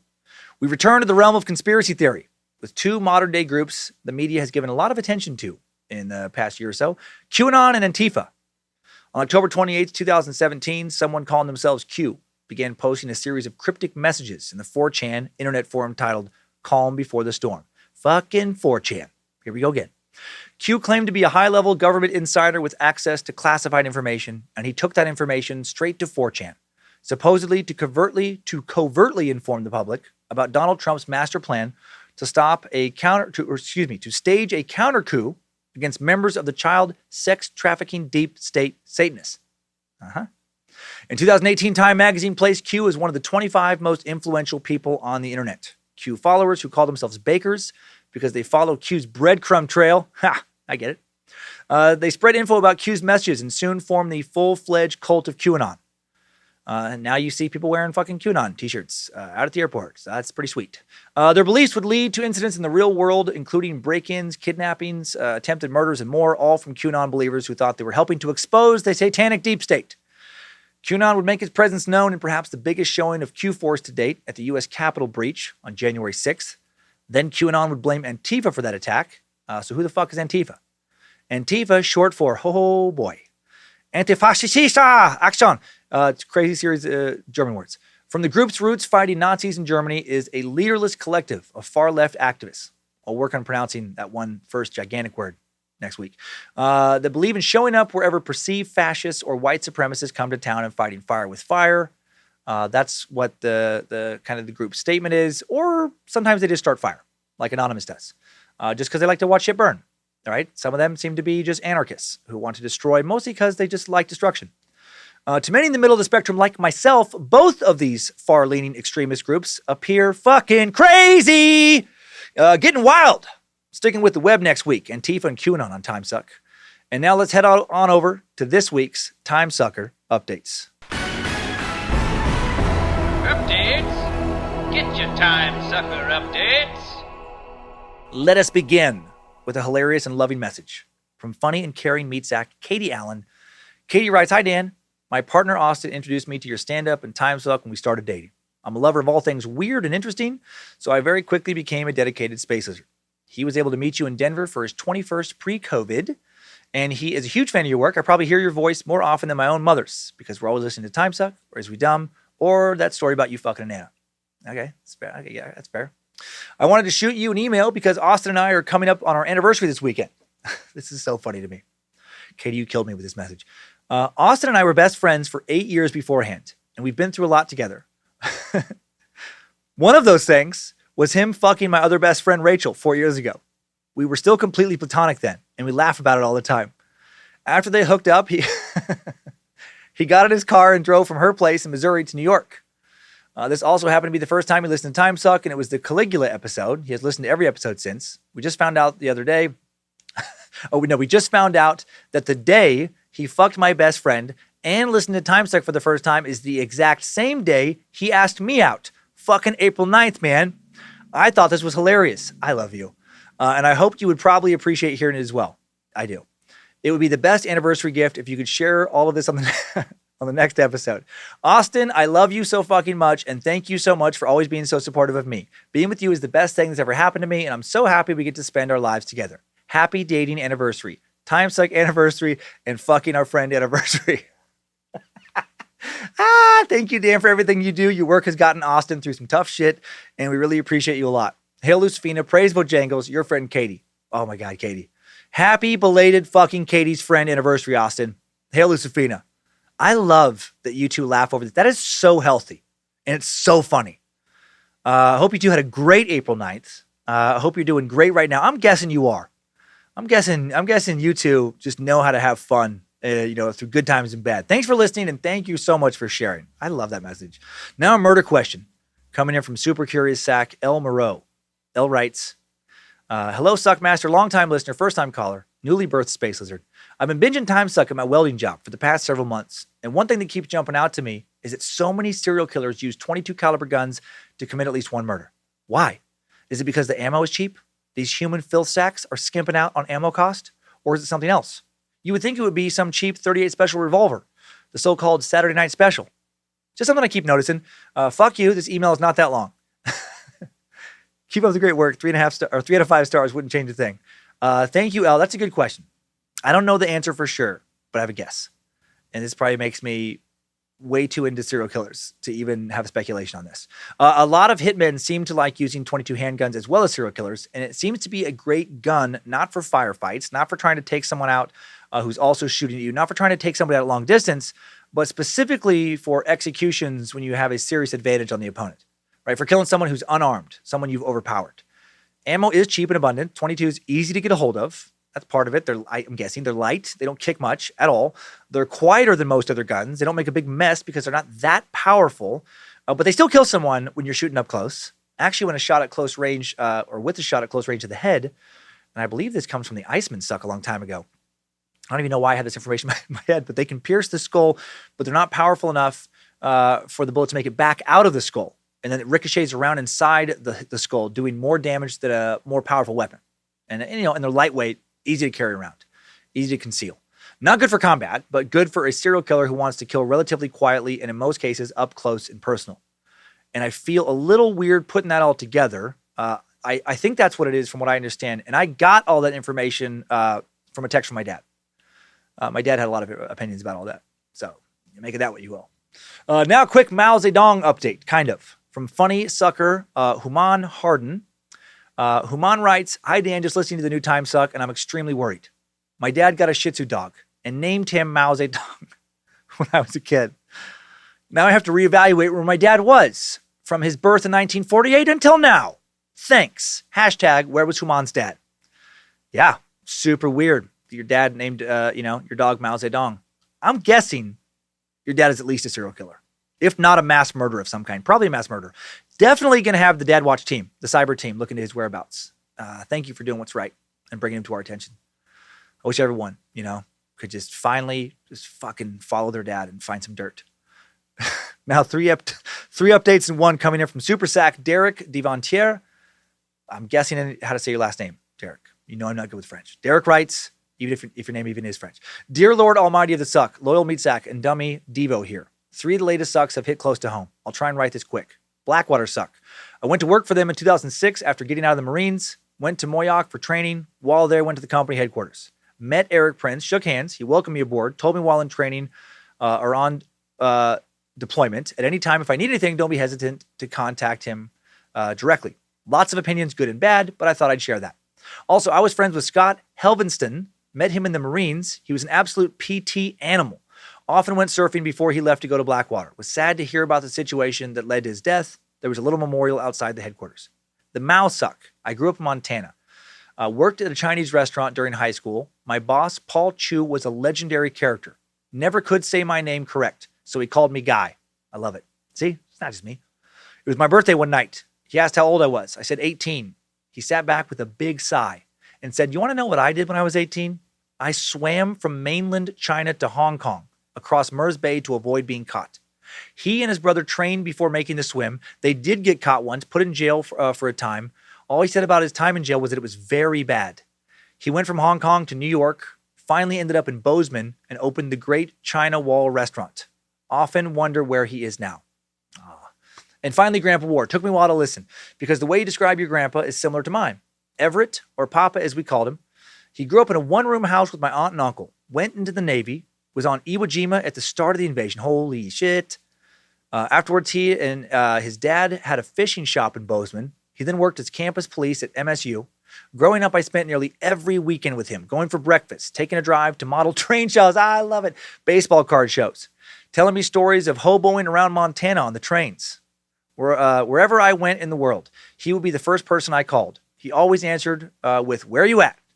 That's awesome. He got the C word and passed in 2012. Oh, man, sorry. I was able to go back and see him. All he said was, "Got some things going on, and the doc is trying to fix it." Enough with that story. He said, Jesus, yep. Dan, you're 100% correct. The last day I saw him before flying back to Japan, we hugged, and the look he gave me broke me. I could see the strength in his eyes, but his body was failing. As I went out the front door, I said, "Okay, see you later." And I know he knew how much I loved him, but I really wish I'd said it. Where did these onions come from? Dang it. Hearing you and other meat sacks writing with stories, it shows that generation produced some legendary people and grandparents. Keep up legendary work you and the rest of the crew do. I always recommend your podcast to my friends. Well, thank you, Derek. Man, sounds like you had one hell of a grandpa. Also, a very cool connection to both Mao and Blackwater. Man, love that Paul Chu story. Love that he made it to Bozeman. What a beautiful city. Love that. I know I've probably said it several times before, maybe not for a while. I love that Kevin Costner show, Yellowstone, that's set there. Finally got Lindsay to watch it. She thought it was like a dude show, and she was obsessed. Such a good show.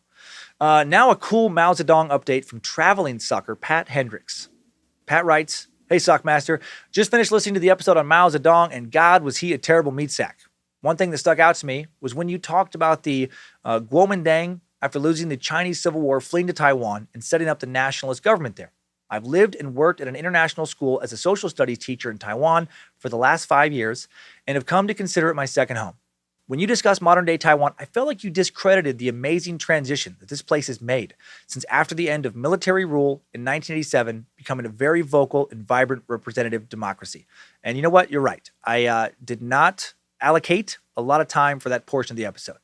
But I'm glad you are filling in some holes here. Following the end of martial law, Taiwan experienced massive growth as both the economy and government liberalized. The KMT was forced to begin opening up elections to their main opposition party, the Democratic Progressive Party, DPP. Today, the DPP is the party in power after Taiwan elected its first female president, Tsai Ing-wen, in 2016 and again in 2020.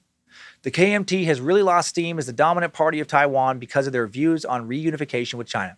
An overwhelming number of younger Taiwanese people feel less and less connected with China, with the most recent poll showing 83% of people feel more Taiwanese than Chinese. These numbers are only increasing as China exerts more pressure on Taiwan to fit into the One China policy. Also, in the 2020 Democracy Index, Taiwan was 11th, compared to the U.S. at number 25, showing that Taiwan is as strong democratically as many nations around the world. You're right in saying that the Taiwan issue is a touchy subject, but Taiwan is not China, in this social study teacher's opinion, and must be viewed as the strong, independent democracy that it is instead of as a province of China. Sorry for the long email, but not really. Love the show, and I have been a listener ever since I moved to Taiwan and heard you on another podcast. Taiwan number one, Pat. Also, not me being weird. That's a big saying here in Taiwan. Well, I love that Taiwan info, Taiwan number one, Pat, from someone who knows so much more about Taiwan than I do, who's over there. That's great to hear, and I do hope that Taiwan can properly break away from China completely, keep the freedom it's fought so hard to achieve. Love that Anonymous has tried to help them here and there. Very cool information. Love updates like that. Hail Nimrod to you, sir. And finally, going to end on some more funny. Recovering Sack B. Arthur. I love that your name is B. Arthur. I've said that before. B. Arthur writes, "Greetings, Suckmaster. I never thought it would happen to me because I usually listen to the Suck on YouTube, usually letting it play on my laptop while I play video games or something in the comfort of my own home. Well, Friday the 26th, I had major back surgery. I brought my laptop with me. I had my YouTube notification, let it play, then promptly fell asleep because of heavy narcotics.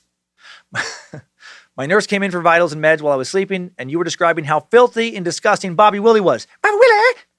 I woke up, realized what was playing, hit pause, and apologized deeply. Whatever you just heard, I'm sorry. It's a podcast, I said. And then she said, no problem. Hail Nimrod." Thought you'd enjoy that one. Not sorry about the length or girth of this message. B. Goddamn Arthur. I did enjoy that one. B. Goddamn Arthur. Nice. The suck spreads in the weirdest of ways. Sounds like you got lucky with that nurse. Not everyone can handle. Bobby Willie! Bobby Willie! Came on from Bobby with down with the hogs, love all these messages coming in. I hope you all keep sending them in. And also, I do want to say, I keep forgetting this. You do not have to say any nice things about me to get a message. Sometimes I feel like a fucking pompous lunatic.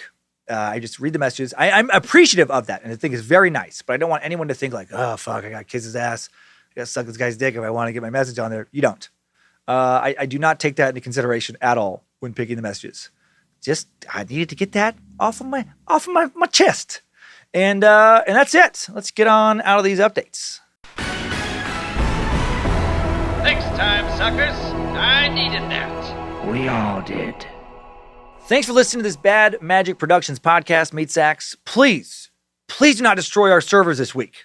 Because if you do, how can any of us keep on sucking?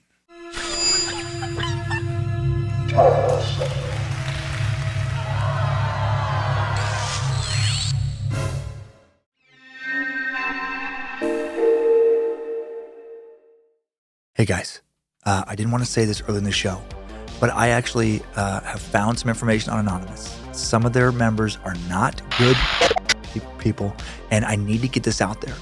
Some of them, they go after these pedophiles, but actually if you look deep enough, they are actually the ones, some of them, doing some of the kid. We are anonymous. We are legion. We do not forgive. We do not forget. Expect us.